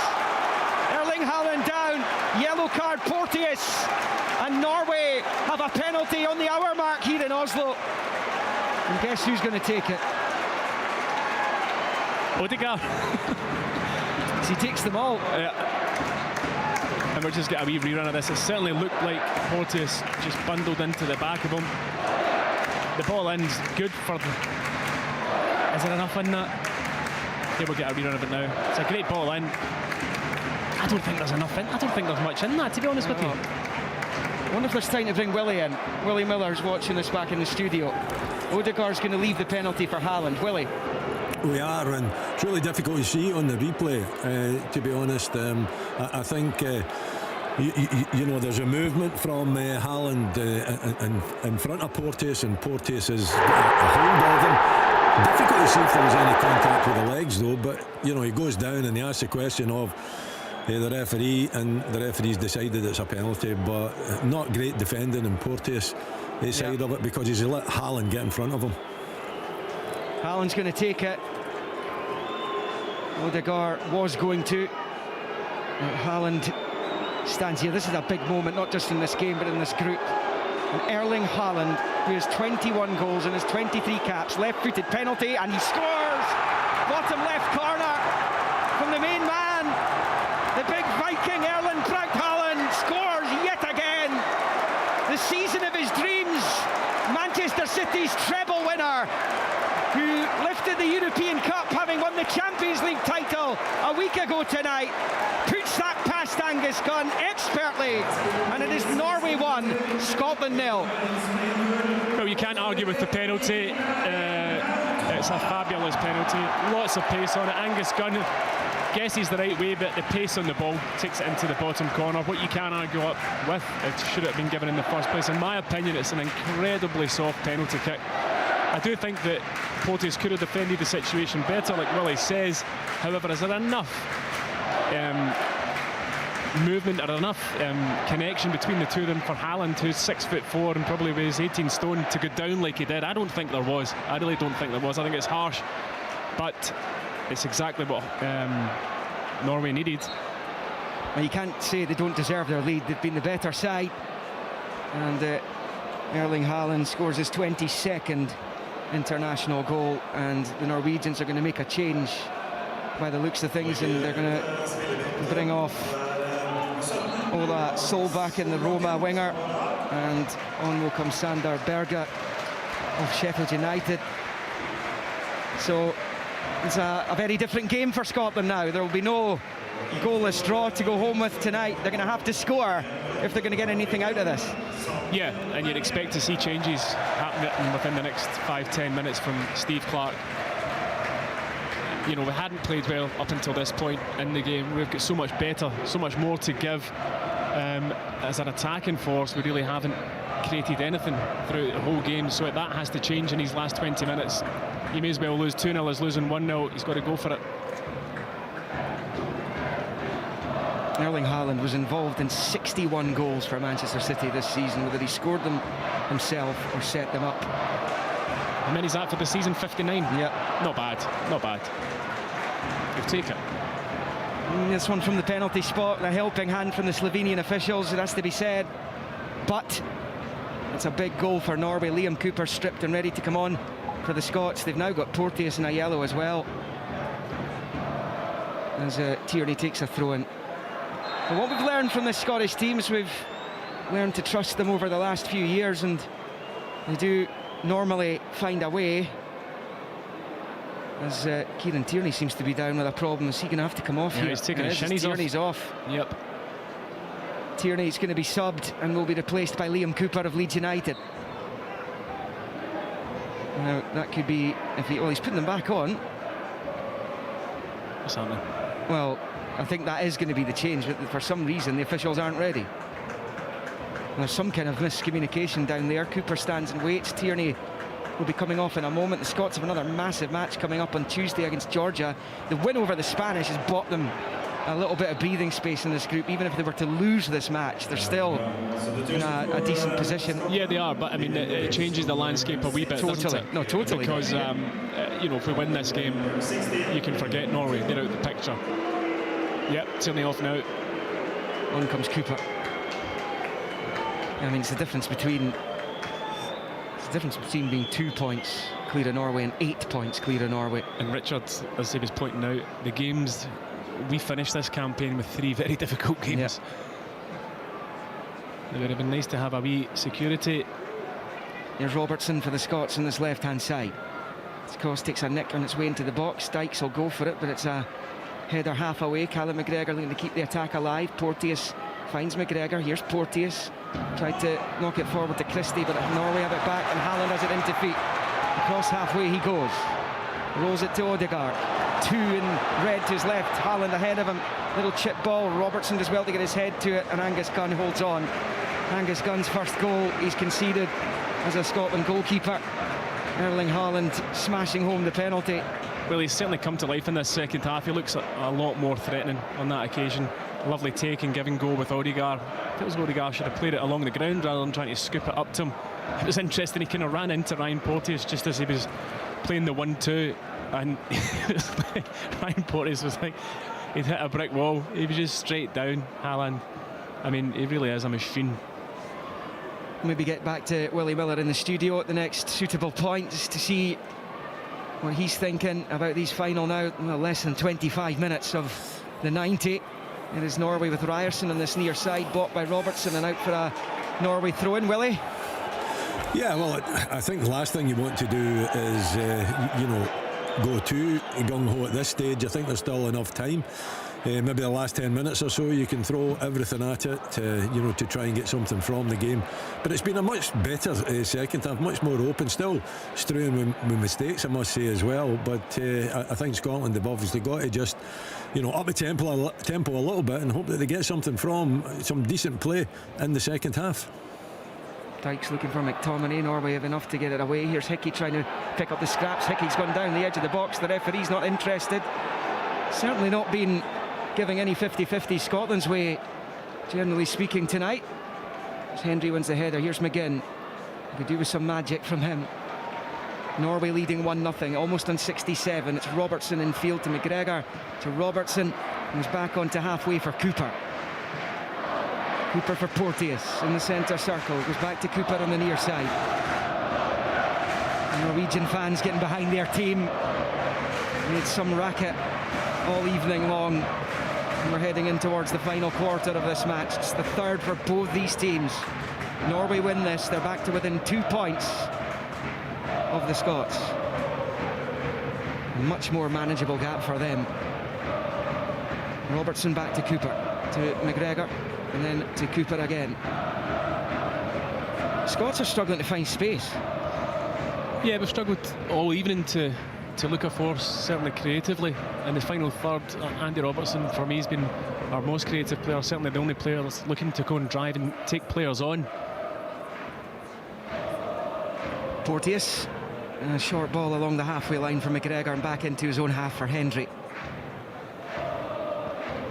Hendry, of course, survived that penalty appeal from the Norwegians not long before the one that was given.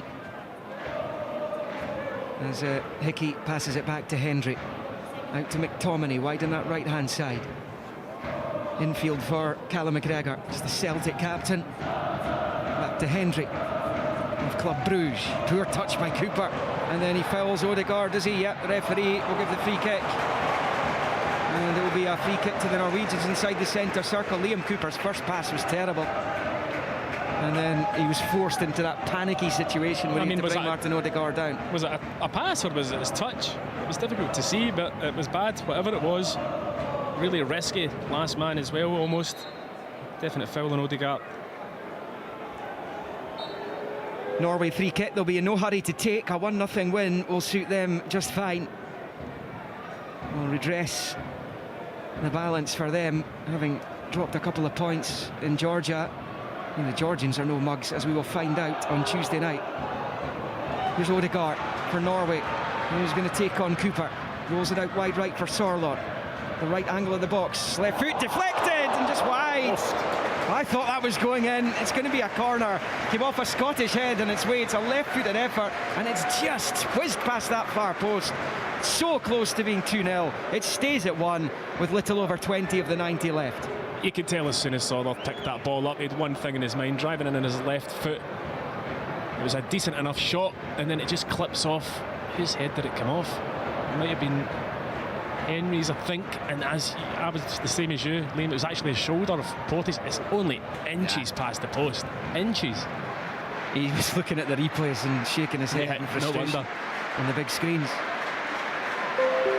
Norway corner, in it comes. Headers, just wide. It was 𝓤𝓸𝓲𝓷𝓲𝓷𝓰, who's not long on.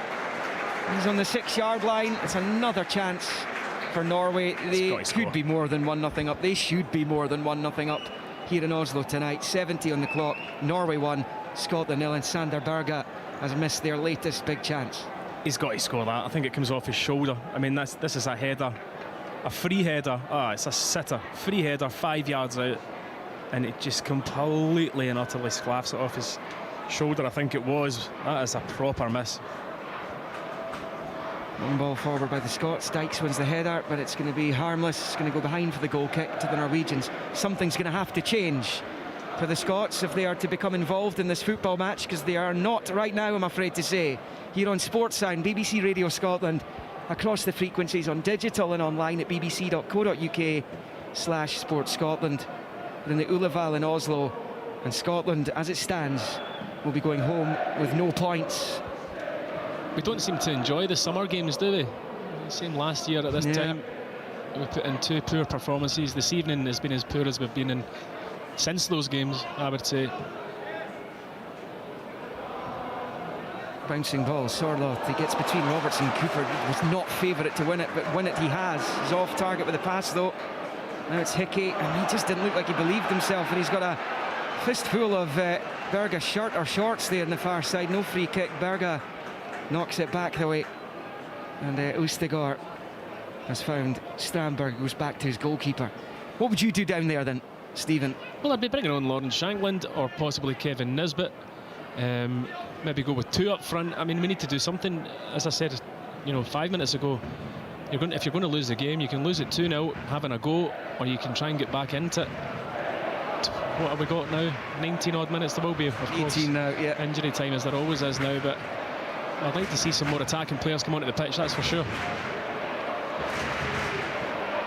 Yeah, I mean, you've got to watch the head-to-head as well. You don't want to, I mean, normally you would say you're as well losing 2 or 3-0 as you are 1-0, but actually, you take this as a 2-legged tie almost. You don't want to be on the receiving end of too big a drubbing as Norway come forward, and it was Hausnes forward. His pass, though, too powerful for Haaland to get onto, and it's back with Angus Gunn. It stays Norway 1, Scotland 0. Haaland's movement again is sensational. The pass, again, not quite the same. Is that Andy Robertson that's down? Yeah, could be another blow here. It's not what we want to see. This evening potentially going from bad to worse. He's been arguably Scotland's best player tonight. He's been, for me, he has been, absolutely. And that's another injury stoppage, so the players coming over to... Well, you just wonder, was Tierney taken off because he was injured? You would hope not, but we certainly don't want Andy Robertson and Tierney injured. However, we do have good cover in those areas. It's great. I mean, Hickey could play there, and obviously Greg Taylor's had a fine season with Celtic. What's that's come into this box? It's a dragonfly, and it's absolutely massive. Oh my God. Close the door. It's gone out the door. Thankfully. We close it. Oh my, that was a moment of sheer terror there. It's about the same size as Erling Haaland. Oh, I thought it was a peregrine falcon. Oh my word. Right, okay. That's got my heart rate up more than the game did. Well, Andy Robertson's still down receiving treatment. There's no sign that they're going to have to make a substitution, but Robertson is back on his feet. Seems to be moving okay. The Norway players throw their water bottles away and get back onto their positions. 74th minute of the match. Norway 1, Scotland 0. Wouldn't surprise me if it was something like cramp, given the temperature, but yeah, he's going to go back on, thankfully. We've got Scotland-Georgia for you on Tuesday evening on match day 4 for the Scots. Norway have got Cyprus here on Tuesday night, so they'll fancy they're winning that game. And as we were discussing on the podcast yesterday, you do not want to be in a position where you have to go to Spain to get a result where you need points to qualify against the big seeds in the group, despite the fact they did beat them at Hampden. It'll be an altogether different challenge doing it over there. It is Porteous for the Scots. Game on again. Back with Hendry to gun at the edge of his 6-yard box. Rolls it to Cooper on this near side. Cooper's long ball, looking for Dykes, takes it down beautifully. And he did eventually manage to find Christie. I thought it'd taken too long, but Christie can't He's get had a tough night, anyway. is Lyndon Dykes. You know, I'm a big fan of his, but it's been a tough shift for him this evening. Not been at his best in terms of his ball retention. He's had a real struggle against the two centre halves of Norway physically as well. He's not really had any support either. It's difficult, it really is. Yeah, it's been a tough old evening for everyone in Scotland colours, and the manager down there, I think they are going to make a couple of changes. Kenny McLean and Billy Gilmore are down there. Armstrong, and so Stuart Armstrong, yeah. 3 midfielders. Surely you've got to be looking at a striker. Allen's in behind Cooper, right-hand side of the box. Waits for support, disguises the pass. Now it's with Auchness, right-hand side of the Scotland box. Low ball across, easily cut out by Hendry. And now it's with Robertson on this near side. The Scots have kind of fallen right out of it. They started the second half okay, was going from one end to the other for a while. And since the initial penalty claim, the one that wasn't given, it's been all Norway, and of course they converted one themselves through Haaland. And we're in the final 14 in Oslo. 1-0 to the Norwegians. Here's Callum McGregor. Rolls it out to the right-hand side for Porteous. They've had some magic moments under Steve Clarke. How these Scotland players, can they come up with one here against the odds? As things stand, it doesn't look likely, but he's going to make changes. As the manager. There's McGregor, out to Porteous. Back to McGregor. It's not a great ball by Ryan Porteous, who's asking too much of Callum McGregor, and Norway are able to get it clear. Here's Hendry. And then McGregor. He wants Hickey in that position, looking to get cross balls in, not one of the centre backs. Yep. Cooper to McGregor in the centre circle, and now McTominay. McTominay switching the play out to this left-hand side for Robertson. Robertson taking on Ryerson. This time it's the Borussia Dortmund Norwegian right back who comes out on top. Clips it to Odegaard. And now it's picked up on the near side by Sorloth. He's been a menace all evening long. He cuts in field this time. He's away from Christie. And then he decides to just roll it back away to Østigard. And now it's with Berg. Short ball to Strandberg, and now Odegaard. Odegaard taking his time, and then he decides to go back to Strandberg. Norway have a man down. That's Sorloth's gone down off the ball. He's holding his calf, is he? Yeah, maybe when he chopped inside there, he's done something, some kind of damage. Here come the changes for the Scots. Callum McGregor's going to be replaced by Billy Gilmore, who finished the season strongly with Brighton in the English Premier League. Good to see him back in the pitch. Yeah. On he comes. He was man of the match, wasn't he, at Wembley a couple of summers ago, Euro 2020. Armstrong will come on for Christie. That's more of a like-for-like change. That's the Gilmore-McGregor one is. And Kenny McLean. Now, it'll be interesting to see who he's coming on for. And it is going to be, I can't see the number there. Yeah, it's Porteous, 15. So a little rejig at the back. Yeah, go to 4. Yep. I wonder who'll be asked to go and be the one that's closest to Dykes. Probably John McGinn. Yeah, it looks that way, doesn't it? And Armstrong could get up there as well. But we're on 78.5 minutes here in Oslo, and it's the Norwegians leading by 1-0 in a game that they simply have to win. I mentioned it earlier as Mohamed El Yanoussi replaces Sorloth, who, as we said, was down on the deck. And decent game, Sorloth. Decent game he did. Should have scored. Yeah, the best chance of the first half. Mohamed El Yanoussi had those back-to-back loan spells at Celtic. He's just left Southampton. And he comes on. He's a regular starter for Norway, to be fair. Good player. For a place on the bench. Yeah, he's a good player. And there's confirmation of the Norwegian change by the fourth official down there. So that stoppage in play, triple change for the Scots, and he's got to just hope that it's going to pay off for him. But 𝓳𝓸𝓲𝓷𝓲𝓷𝓰 just one ahead of McLean. Haaland goes after it, but Cooper gets there before the big striker, and he nods it back to his goalkeeper. 10 minutes to play. Let's find out what Willie Miller's making of the closing stages of this match. Can the Scots get something out of it? Willie Miller.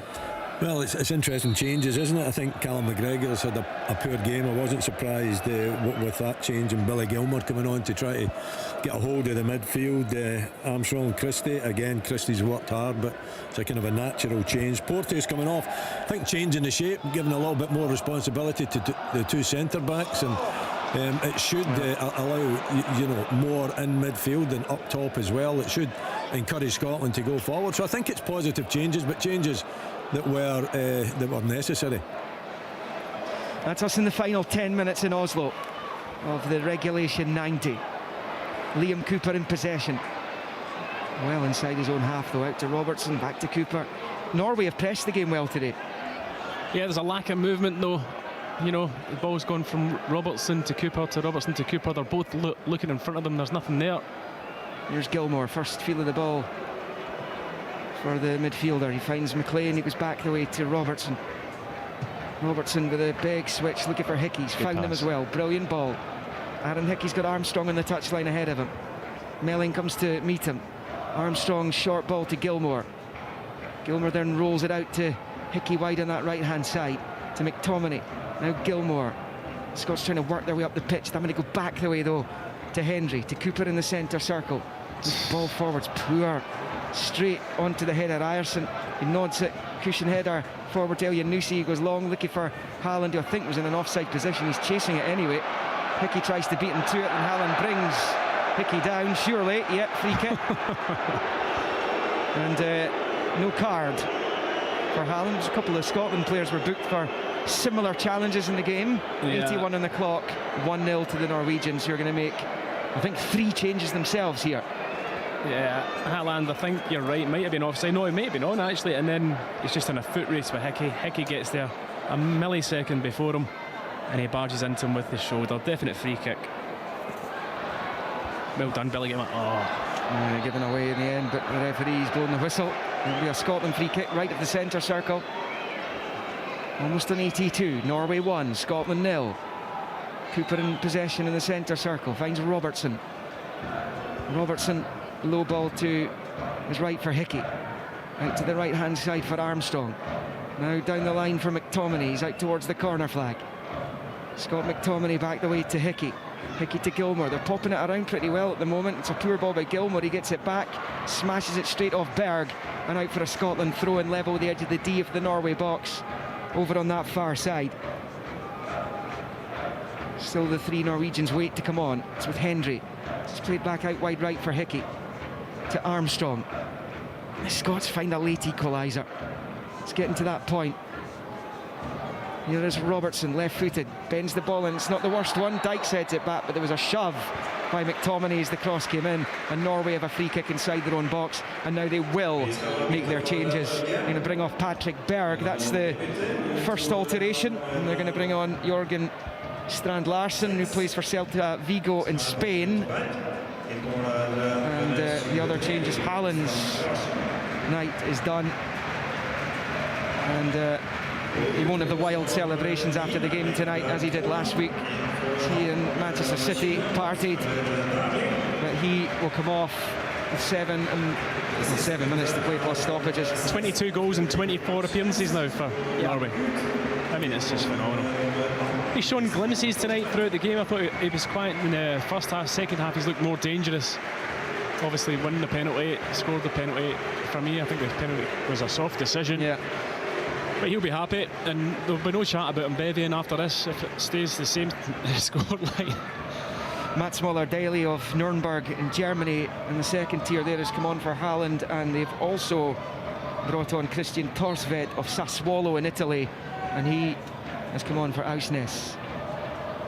84 on the clock. Norway 1, Scotland 0. Ståle Solbakken clearly feels He can put Haaland into storage ahead of the game against Cyprus here now on Tuesday. He's the man who's going to be the match winner by the looks of things. Here comes Berger Melling down the left from Norway, left-hand side of the Scotland box, up against Hickey. Rolled back up the line. You got 3 in red and navy blue waiting in the middle for the cross ball. There's Odegaard, lovely turn. He gets the break of the ball. Right foot shot blocked well by Jack Hendry. And then McGinn comes away with it. He's under pressure though. 2 or 3 around him, he's gone down, and the referee's going to give the free kick, and Odegaard is smashing the pitch in frustration at the decision made by the Slovenian referee, and it will be a free kick to the Scots, left of the centre circle. Well, I mean, that show of petulance should be a yellow card, surely. I thought so, yeah, but I mean, I felt as though John was lucky to win the free kick there. I felt as though he dwelled on the ball a wee bit, allowed the 2 Norwegian midfielders to get back at him. We'll see a wee run of it now. Yeah, it's not a foul. It's not a foul. He's been lucky to win that one. Just over 25,000 inside the stadium. It's been announced. Here is McTominay out to the right-hand side. Of course, the overall capacity of the stadium's 28, but UEFA take away a lot of those seats as the Scots collect here with Cooper. Square ball to Robertson. And then to Hendry. We just don't look like threatening, do we? We've had 3 efforts in goal in the whole game, 1 on target. Just really kind of lacking ideas. Kenny McLean picks up wide on the left, midway inside the Norway half. Low ball back to Robertson. We're in the final 5 of the 90 here. 1-0 Norway. Scotland with Hickey wide on that right-hand side. Goes back to Hendry. Scotland scored, all changes again. And it just doesn't look likely. No. You never know, Liam. Just takes one chance. I'd like to have seen Shankland and Nisbet coming on. I mean, like, when you need a goal, Shankland, the amount of goals the guy scored this season, Nisbet also had a good season. Chuck them on. Here's Cooper. And the Scots square ball for Hendry. Now it's with McTominay in the middle. Forward to McGinn, holding off Odegaard, popping it through. McLean didn't have his eyes on it. Dykes gives chase. He gets there. Goal! Lyndon Dykes scores! Late salvation in Oslo for Scotland. The ball popped through to Dykes, and he gets the slightest, faintest of touches on it to put it past the goalkeeper Nyland. And the Scotland players celebrate over in the corner down in this near side. That is a massive goal for the Scots. It is a massive goal for the Tartan Army, who celebrate wildly up the other end. In the Ullevål, with 3 minutes of the 90 to play, it is Norway 1, Scotland 1. Well, we said, where's the goal going to come from? It actually comes from a massive error from Norway at the back, but we will take that most definitely. Lyndon Dykes was proactive, followed it in, but their Norwegian defence, they just stood and watched. They thought each other were going to take the ball and clear it. Nobody did.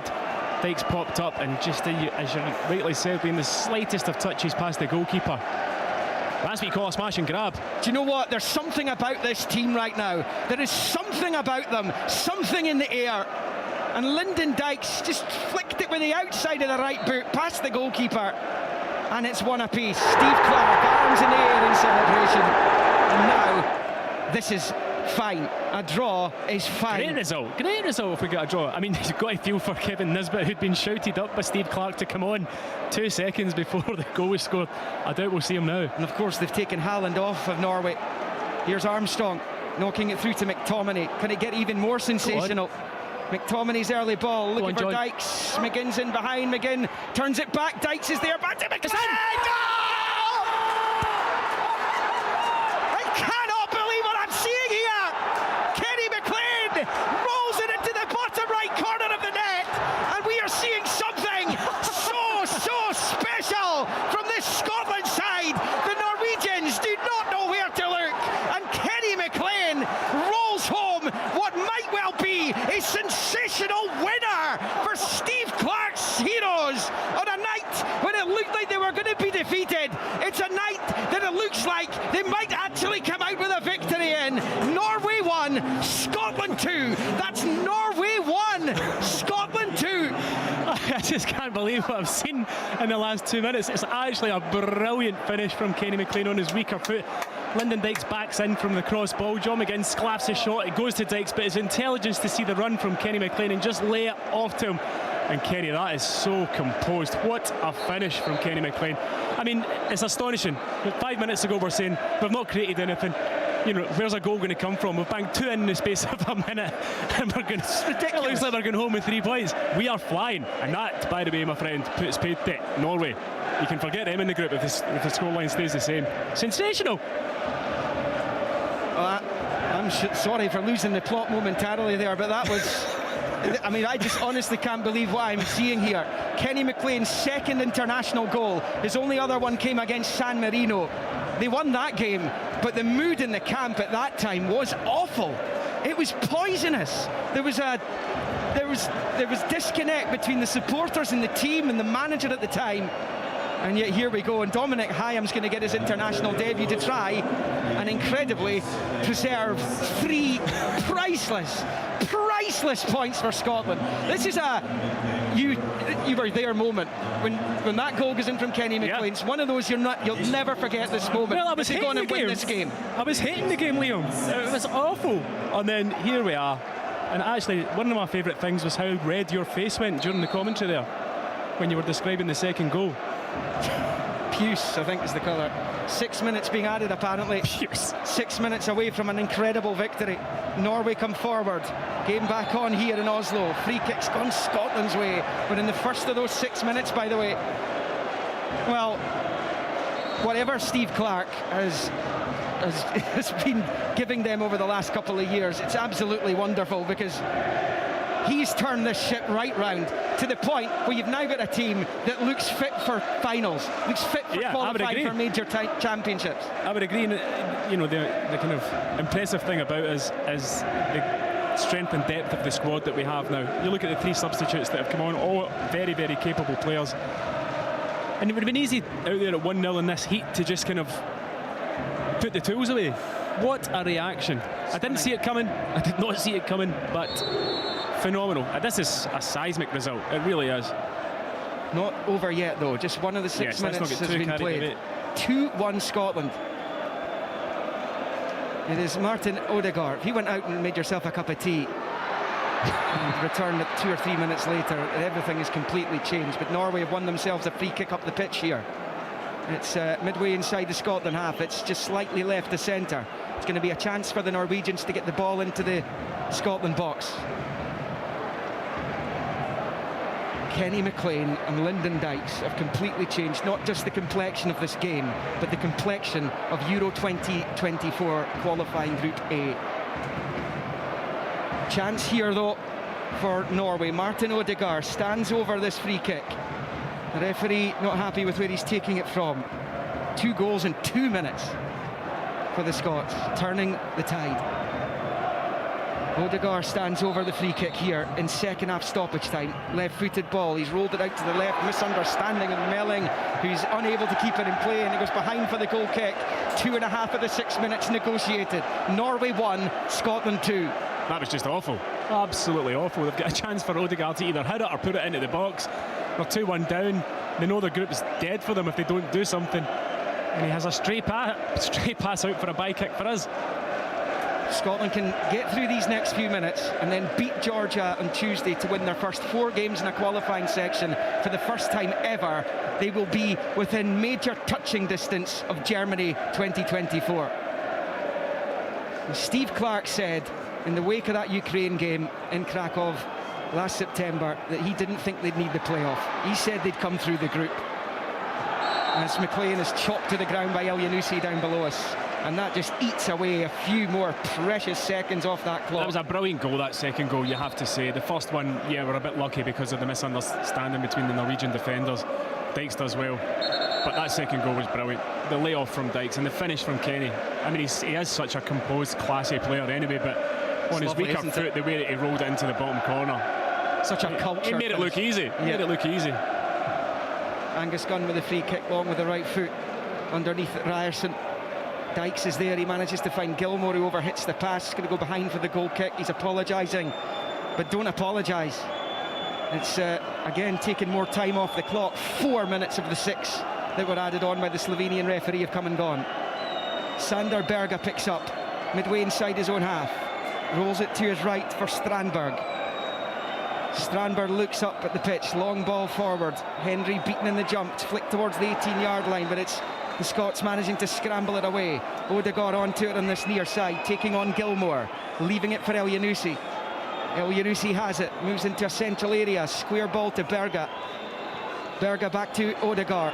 Odegaard looks up at the Scottish goal, decides to roll it out wide right. It's a low ball by Ryerson, it's cut out brilliantly there by Robertson, who's been terrific all night, and he gets the ball clear.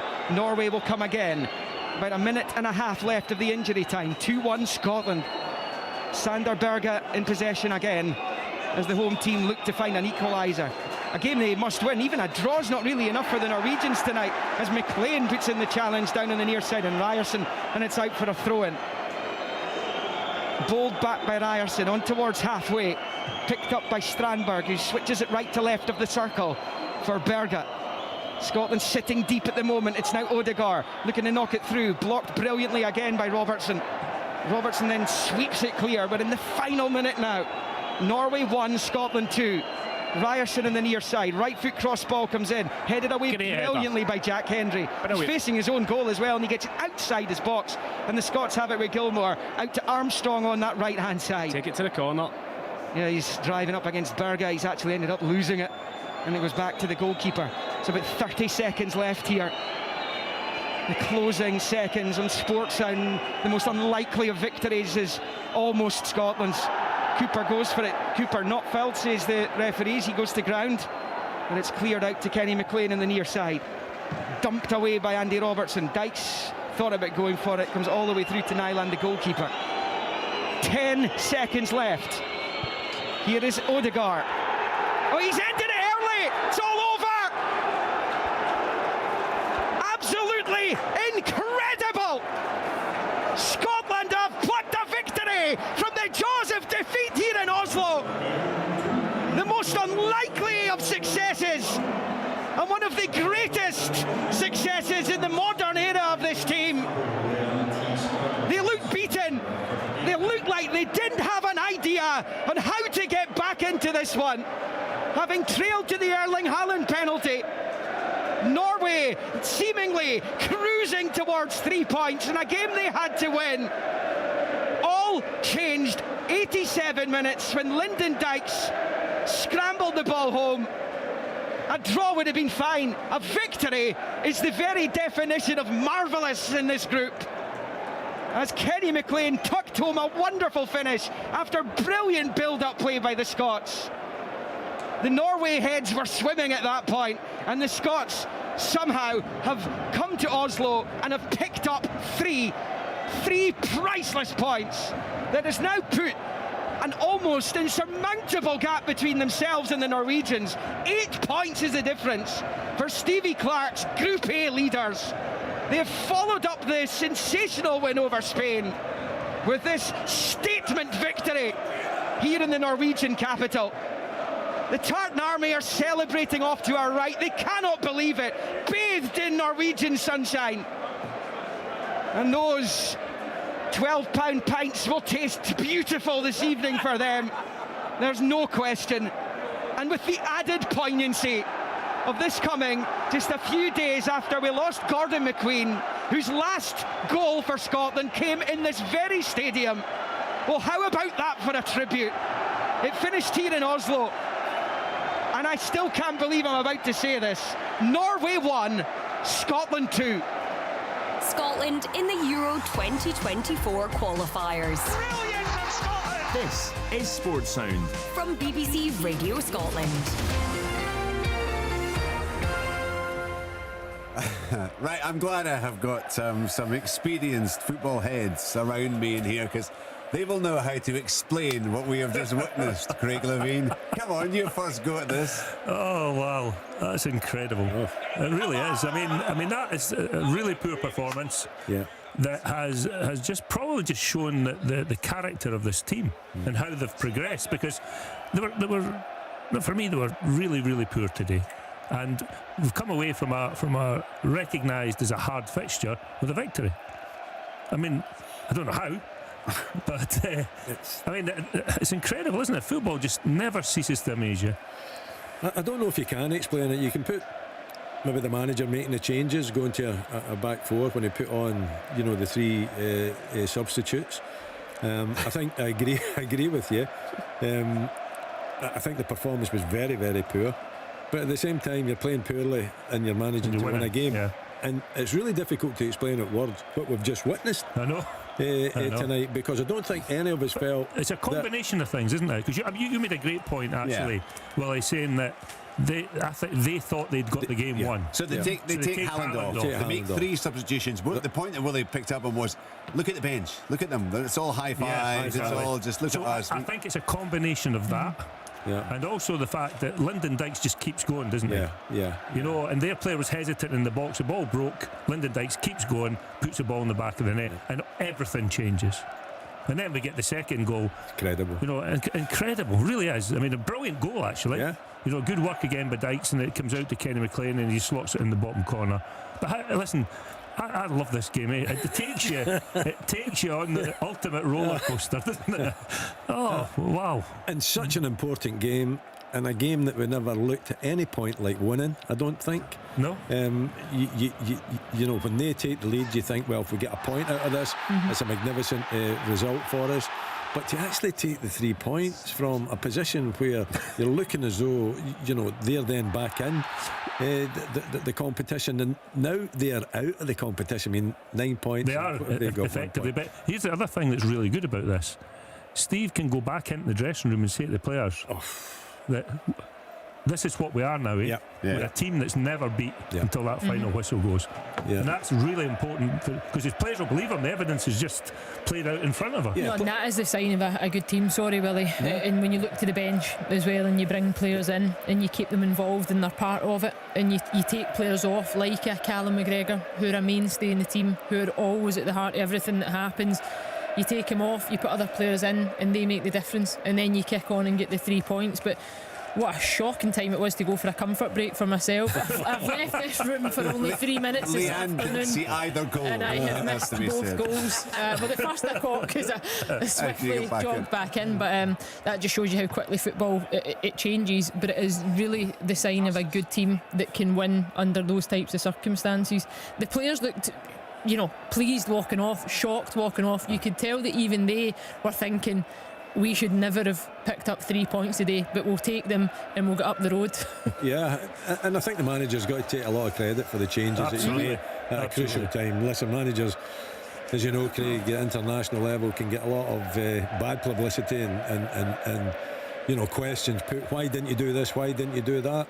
He's made the changes. The changes have worked. You know, Kenny McLean coming on with his right foot. He slots it home. It's a magnificent strike from a well-worked goal. And sometimes you need that bit of luck as well. The outcome is what his. Steve's obviously made a decision to make changes with a view of obviously improving the performance of the team. Yeah. I don't think for a second he expected to win 2-1, but his players that have come on to the field have made a difference. Yeah. I just hope that Scotland fan earlier on had put that bet on Haaland to score first and Scotland to win 2-1. What a shout that was. Great odds on that. Brilliant. Yeah. If he doubled down on the bet at 1-0, he'd have got any odds he liked for a 2-1 Scotland victory. It just shows, like, in the last 15, since the subs actually, the last 15 minutes of that game, Scotland apparently had 70% possession. So it just shows you that, as you were saying, like, that they never, to borrow a phrase, they never stop. Yeah. You know, they kept believing when we didn't believe. No, I know we'd all given up. They looked passive. They didn't look like carrying any threat. And then Dykes, you know, forget about Erling Haaland. It's all about Lyndon Dykes. You know, a goal and an assist when it looked like he was working his socks off, but he was getting nowhere. And then in a couple of minutes, he gets a goal and he gets an assist. And actually, we were saying McGinn really was anonymous for large chunks of that game, but he's heavily involved in both goals as well. He makes a pass through for the defender, 𝓣𝓱𝓪𝓷𝓲𝓷𝓰, wasn't it, who stumbles over it, and then Dykes scores, and then it's McGinn who gets on the end of the cross to knock it down towards Dykes, who sets it up for Kenny. I mean, is that not just class? That these are the guys who've played way below themselves tonight, as collectively and individually, and yet at the end of the game, they still produce something. to win a game, to pull it out of the fire. I just think that's amazing. I think it's brilliant for the manager as well, because he's made the substitutions, and that also makes his team believe in him. Although they already do, we know that. But I mean, he's contributed a great part of this comeback, and I'm sure that when he goes back into the dressing room, I think they'll all be overjoyed. Absolutely, because it just didn't look likely, did it? No, it's an incredible result.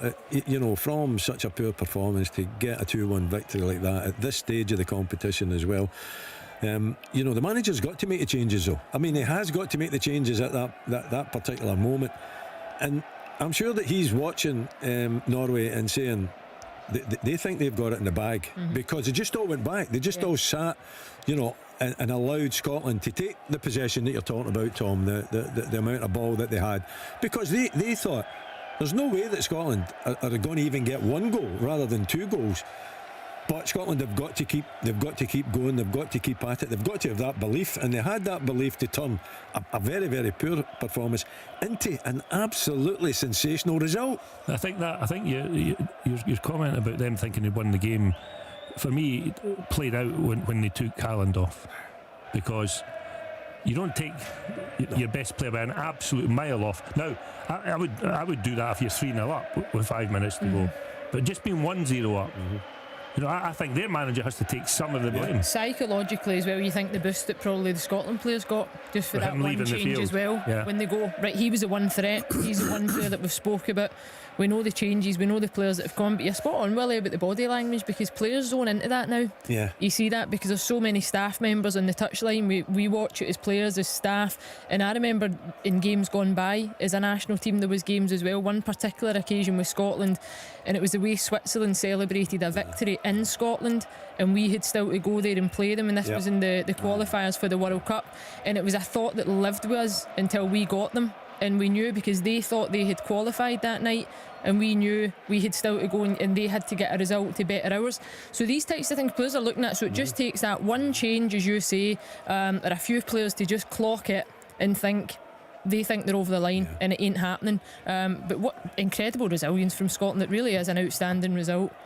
Scotland have 9 points, Spain have 3, Georgia 1, Norway 1, Cyprus 0 points. Do you think Steve will be happy? Inwardly. I think he'll come on and say, raging that we lost a goal. That's 1 goal we've lost so far.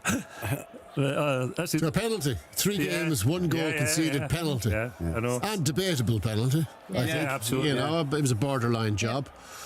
That's a sensational victory. It's actually, it's in terms of the context of the group, it could be the one.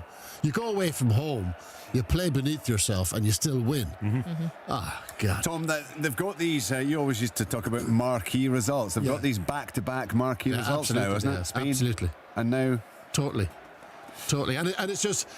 It's a confirmation, we were losing a bit of faith here, and I was talking about, oh my gosh, is this June curse striking again? But they've advanced so far in 12 months, as a team, but as a mentality as well. They are strong mentally. None of those guys clearly believed that they were done. They didn't.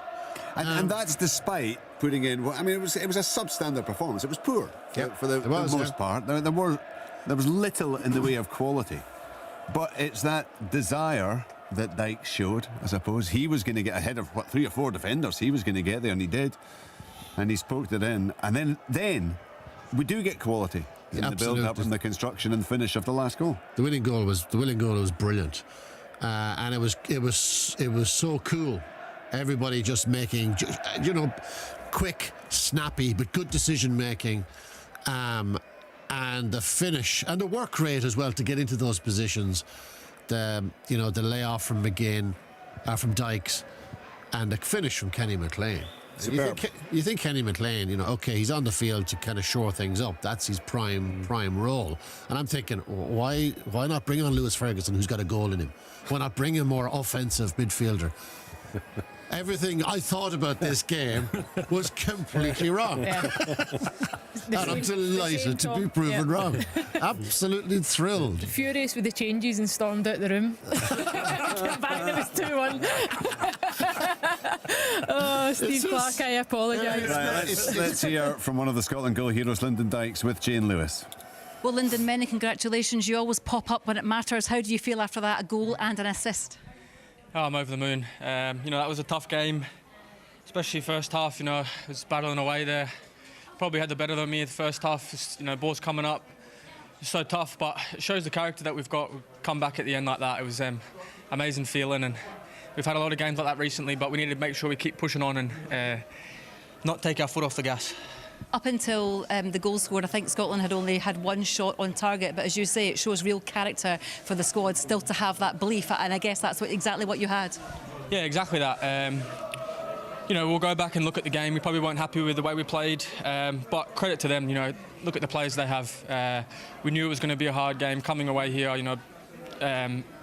We had a game plan. We probably didn't do it as good as we wanted to, but we grew in the game, and we shown that what character we have, and we've shown that we can turn teams around, especially in the end of the game like that.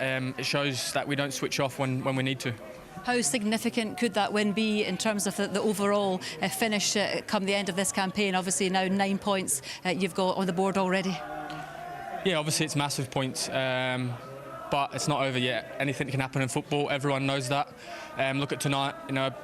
Look what happened at the end of that. So it's not over yet. We have to make sure we're switched on for the next game. We can celebrate tonight because obviously it's a great night for everyone, all the fans travelling, all the families, and we'll be switched on for the game coming Tuesday. Yeah, and it shows the strength and depth of the squad as well. We've spoken about that before. You look to the bench and you can bring on players who make a difference, and Kenny McLean pops up with a brilliant winner, assisted by you.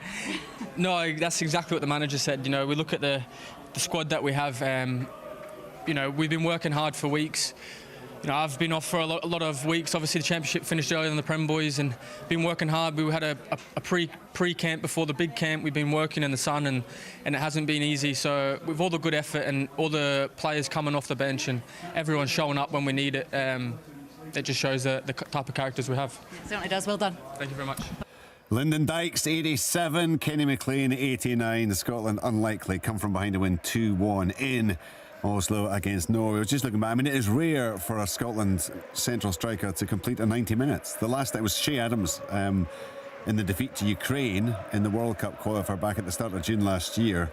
I'm spooling back beyond that. Well, in fact, Adams also did it in the 2-0 win against Denmark at the end of the World Cup qualifying campaign. But I think it's probably the first full 90 minutes that Dykes has. I know he did get a couple earlier on, but he certainly did tonight. He was there right at the end, and my goodness, thank the Lord that he was, because he's toe-poked it in for the equaliser. He's set it up beautifully for Kenny McLean for the winner, and Scotland. I suppose they would have had to still have that confidence, that feeling, even if they'd lost this one. Look, we've got Georgia. We can put it to rights. We can win, and we're 9 points from 4 matches. That would have been fine, but. Wow, this just changes that kind of mentality completely ahead of the Georgia game, doesn't it? Yeah, it's one of these nights that you can't take the smile off your face, because you can't really believe what you've just watched out there. But it's a magnificent night for the country. Steve Clarke, the players. The fact that they could turn that game around the way they did says an awful lot about their character. That never say die attitude. The managers made the changes. The changes are profound. Going to the fore, Kenny McLean.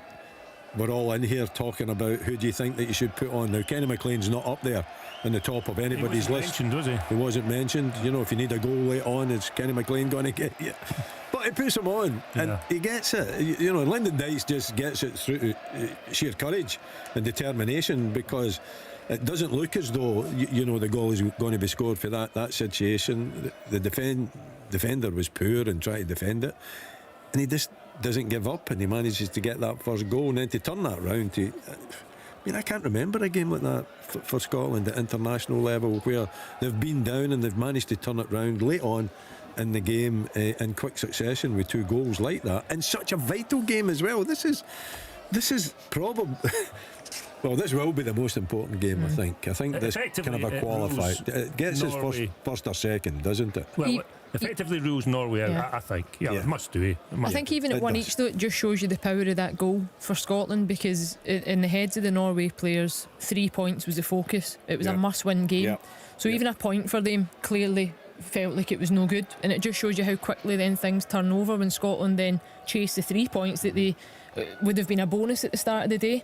And that's just the way football is. And sometimes there's games that you play, and you guys have been part of them as well.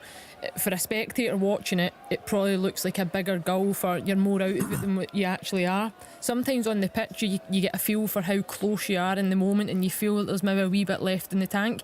And clearly it's been a game like that where the Scotland players have felt they can get a bit more out of it. It must be a nightmare being just 3 games into the group and knowing that's it, you probably can't qualify. I mean, not that we've experienced that countless occasions in the past couple of decades. Let's hear from the man who secured the victory, Kenny McLean, with Jane. Well, Kenny, how does it feel to score a winner, and what could be a really significant winner at that? Quite hard to put any words just now, but it's obviously a good feeling just now, special feeling, especially being the winner. Obviously, the lads done so much, put so much into the game, and we made the changes and we got a wee bit of momentum after the first goal. Great finish for 𝓳𝓸𝓲𝓷𝓲𝓷𝓰, anticipating that, and then obviously go and get the winner. I think you can feel it a wee bit turning when you get goals. Goals change games, we know that. And I think it did for us, and then it was about hanging in the end. And the lads that played 90 out there, I don't know how they done it. I was sitting in the dugout sweating and watching. I was knackered. So the lads that have put the shift in for the 90, but the manager always speaks about being a squad effort, a team effort, and worked so hard over the last few weeks, and results like this make it worthwhile. And I guess this could be really special for you, because I'm not for 1 minute saying that we've already made the Euros. That would be absolute folly, but we're certainly in a really strong position now, aren't we? And after you missing out in the last Euros, you certainly want to be there, don't you? Yeah, it was tough that last time, but you go over these hurdles and it makes you want to do more, and it makes you even more hungry, and we're in a decent position. There's no denying that, but we want to go and put ourselves in a better position. What kind of game was it like to watch on from the sidelines? Was it quite frustrating at times? There weren't many shots on target. Obviously, then Norway get the penalty, and up until then, actually, you'd contained them quite well, limiting their chances. Yeah, I think we nullified their threat, and clean sheets have been a thing that we've built on recently, and to lose a penalty, Portal says it's harsh, but I don't know, I've not saw it back. Listen, the character to come back from that is outstanding. Such a tough game. We knew they were going to come at us, so it was about nullifying their threat at times, and I think we've done that. They didn't have too many chances, so fair play, defending from the front from 𝓳𝓸𝓲𝓷𝓲𝓷𝓰, and that's what we worked on a lot. I think we can still do better with the ball and stuff like that, but listen, we'll take it all day. It's come at the end of a long old season, hasn't it? And maybe it wasn't classic performances out there, but to come away with that win, that's what matters, I guess, isn't it? Is that maybe the message that the manager said to you? Yeah, I think so. I think there'll be times where we'll play better and maybe not get results. So I think it was about taking this next step, coming away from home, getting results, and that's what we need to start doing. We've spoke about that for a while now, going away from home, difficult venues, and that's what this is, and we've come away with 3 points. A word about the Tartan Army. There'll be some party in Oslo tonight, will there not? Listen, it's good to give them that little bit back. It makes it a lot better for them. I'm sure they would have had a good night regardless, but that just makes it special for them. I hope they enjoy it. Listen, well done. Thank you. Well done indeed to Kenny McLean. Right, let's see if Stephen Thompson has recovered from witnessing one of the most remarkable conclusions to a game that he's ever seen. Astonishing, it's Stephen. Incredible. It's been an astonishing evening for a number of reasons. But we had a dragonfly come into our wee commentary booth. We heard about it. It was a monster. Like the panic in both Liam and I's face. Then Liam describing the goal, his face was it the size of a real dragon? It wasn't far off. It was not far off. And then Liam, he's so good when he gets excited, and nothing excites him more than a Scotland win. But I'm standing next to him, he's punching me whilst he's doing the commentary, like punching me in the face. And I'm going and I'm like crying, laughing. It was remarkable. I could not believe what I was seeing, because the performance just hadn't been there, and I was busy saying, I don't see where a goal's going to come from. I can't see scoring. We've not threatened all night. And I think a lot of people would have been in that same boat themselves. However, we get a wee bit of fortune, a bit of bravery from Lyndon Dykes, who didn't have his best game, but he finished the game incredibly well. And then, as you've all said, and I said in commentary, the actual winning goal is a very, very good goal. And ultimately, it doesn't really matter. The performance about the performance tonight. It was about getting out of here with a result, and a lot of people would have taken a draw. When it went to 1-1, you're saying, right, that is a fabulous result for us. But to go and win it is just incredible. There's still tons of fans here off to my right just enjoying it. They're going to absolutely love this evening in Oslo, and they deserve it. I mean, it's just brilliant to be sitting looking at the live group table. You cannot see I can't see a situation, and I don't want to curse it, where we are not in Germany. I can't see it. I just can't. So, and because the reason for that is because of the belief that you have in the team is so important, though, that we go into Tuesday evening's game, which, as Liam mentioned in commentary, will be a difficult game. Georgia are a stuffy team. They've got some very good individual players. But if we win that, then, you know, all bets are off for me. Right, let's get quickly some Norwegian reaction. Martin Ødegaard with Jane. Well, Martin, how frustrated, disappointed are you after that? Give us your reflections. Yeah, it's hard to put it into words, to be honest. Yeah, we're leading with a few minutes to go there, and yeah, it shouldn't happen. So it's a brutal one to take. So yeah, very disappointed. Can you put your finger on why you let 2 mad minutes, if you like, come Norway's way? Yeah, I don't know. I thought we controlled everything, you know, especially without the ball. We didn't play a great game with the ball. We didn't create a lot of chances, but without the ball, we had full control until the goal. So yeah, it's hard to explain at the moment. And just finally, where does this leave you now in terms of the group? Yeah, it's looking difficult. We have to be honest. It's going to be difficult now. It's going to be a tough period for us, but we have to stick together. We have to keep on fighting and see where it takes us. But yeah, it's not looking good at the moment.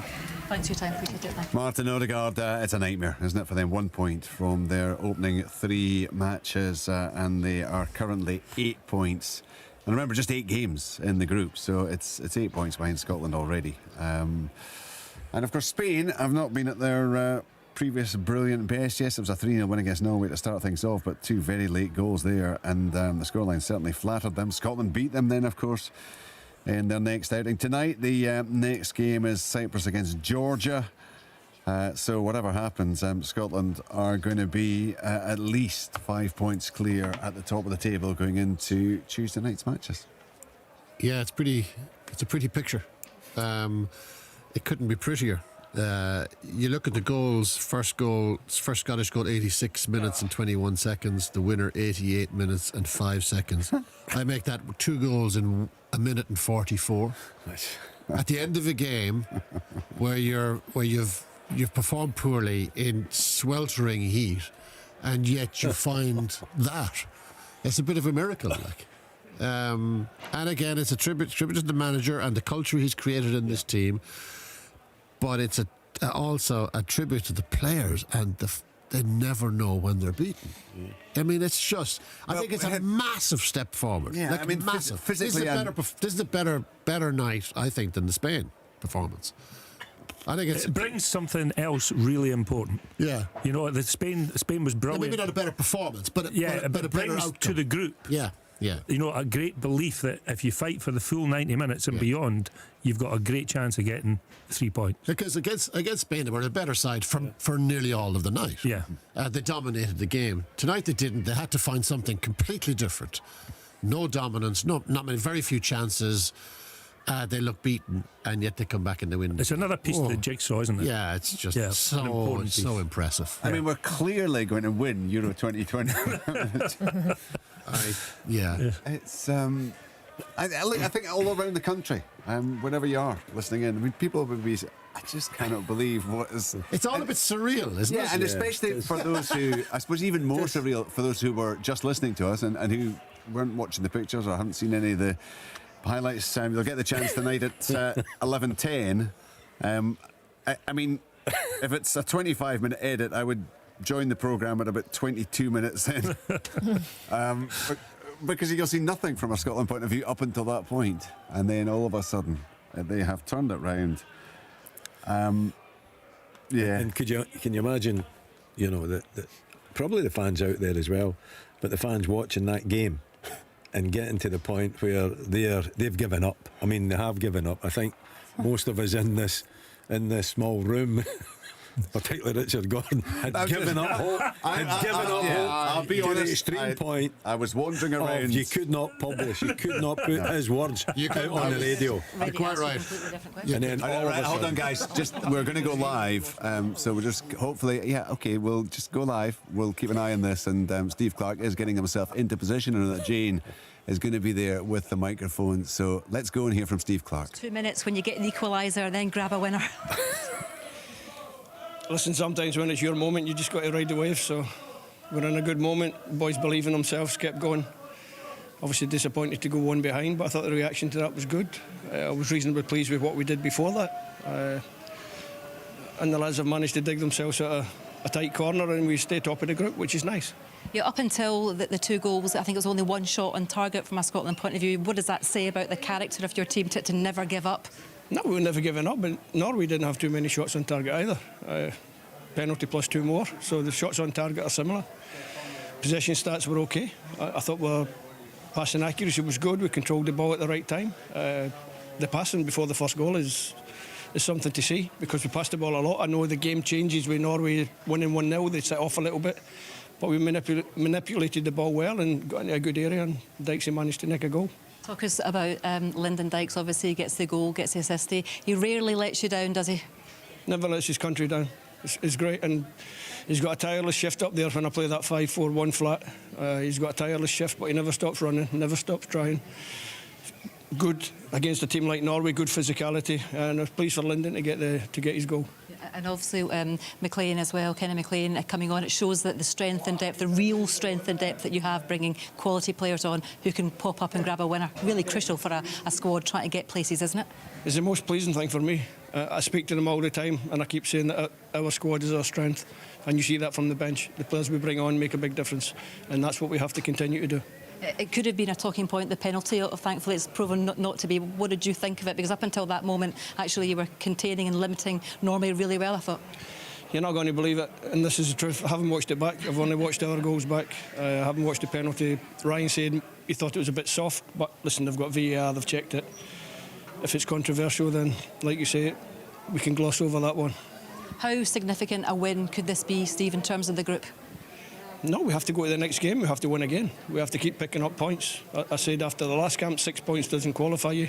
9 certainly won't qualify us, so we have to go again. Just finally, it was a different kind of win tonight, wasn't it? And it shows now that Scotland are capable of winning games in a different style, which again is quite important, isn't it? It's important to have different styles. It's important to be able to make changes in game and the players to understand immediately how you're trying to play and what the changes are. But it's also important, and we spoke about it a lot, if you want to qualify for major tournaments, you have to come to the second seeds or the third seeds or even the fourth seeds, because they're all difficult games. You have to go away from home and pick up points, and we've managed to do that tonight, so we can be happy. But then the focus is on Tuesday. Well done tonight. Thank you. Well done indeed. Steve Clarke's made the whole nation happy. A glimmer, Craig, of a smile. We were able to watch the pictures there. A glimmer of a smile. That was a full-blown smile. Oh, it was. Yeah, he was a happy man, wasn't he? Yeah. I mean, no wonder. I think for most of us, the positives happened in the last 3 minutes. He found other positives, and actually, the point we looked at the stats. Possession stats were okay by the end of 56-44. You're away from home against a decent team in Europe, so. But changed dramatically in the last 15 minutes. Those possession stats. Okay. I can't believe he says that our passing was good, though. I think he gets a free. It wasn't particularly good. I think he gets a free pass on that tonight. Absolutely, absolutely. I just wondered what the mood would have been if it had finished 1-0 on the back of that performance. Seriously, that 2 minutes has turned the whole game round, and you can then be positive. And it's a brilliant place to be positive, isn't it? Sitting at the top of the group with 9 points, and looking at the possibility, dare I say it, to actually top in the group. Yeah. Well, that should be the target. Yeah. Clearly, Scotland are good enough to top this group. They've proven it. They're good enough to top this group. So don't bother kind of just trying to inch your way into qualifying in second place. Top the damn group. Because seen enough Georgia and Cyprus type games away from home to not get too. But that's fatalistic, and Scotland are good now. It's realistic. Well, hang on. Just realism 3 games out of 3. Was chucked out the window tonight. You've all turned into Chick Young all of a sudden, haven't you? We're all on ridiculous board over optimism. They've even won over me. Passing accuracy for Scotland was 85%. I can't believe that. I can't believe that. Right. I'd need to watch that. There was a lot of safe passes in that. Yeah. You know, it was a lot. We hardly broke the lines at all with our passing. So a lot of it went sideways and backwards. I think that was a frustration, but it just shows you that the performance levels that they have shown previously in the Spain game, as we mentioned earlier on, was magnificent. So I think the fact that the performance level wasn't anywhere near that type of performance, but listen, 3 points in winning football matches is what we all remember. We don't often look back and the pass that changed the whole game, if you like, wouldn't even be included in that 85% accurate, because it was John McGinn's pass that was cut out by a defender. But he then made a mess of it and it rolled to Lyndon Dykes, and then it all changed. What will, I don't know, what I find interesting, well, there's so many things. Haaland goes off, right, and then Scotland scored 2 goals in 5 minutes, whatever. You know, he went off in about 84 minutes or something. 84. If he'd stayed on, do you think any of that would have happened? Or do you think there's a genuine psychological effect on Scotland seeing him leave the pitch? Really interesting question. Because you know, if you're the Scotland, certainly once you get back to 1 each, you're delighted he's off the pitch. Yeah. And when you get 2-1 ahead, you're even more delighted, because see, in the last 5 minutes they were throwing things into the box. They had nobody. No. If he'd stayed on, he's still there and he's still something to worry about. You know, I mean, I just can't believe what happened. Seriously. I think it also frees up the midfield players as well. If you think the way they played for the most part of the game, where they would have been screening passes to Haaland and covering areas, and Steve mentioned that flat 5 and 4 across the middle of the pitch, when you take him off, you know that he's no longer the threat. So it freed up players like McTominay. He plays in the ball for the second goal, where he pops up on the right hand side, he clips it long to Dykes, who goes for the flick on, and it then comes back from McLean. But those were the types of areas that McTominay wasn't finding himself in. We sat and looked at that, Craig, countless times, and were saying break the line, go beyond, pull into a wider area, go and vacate an area, and he just wasn't doing it. So I think 100% the substitutions that Norway made were detrimental to the outcome for them in the game. Do you think Solbakken survives this?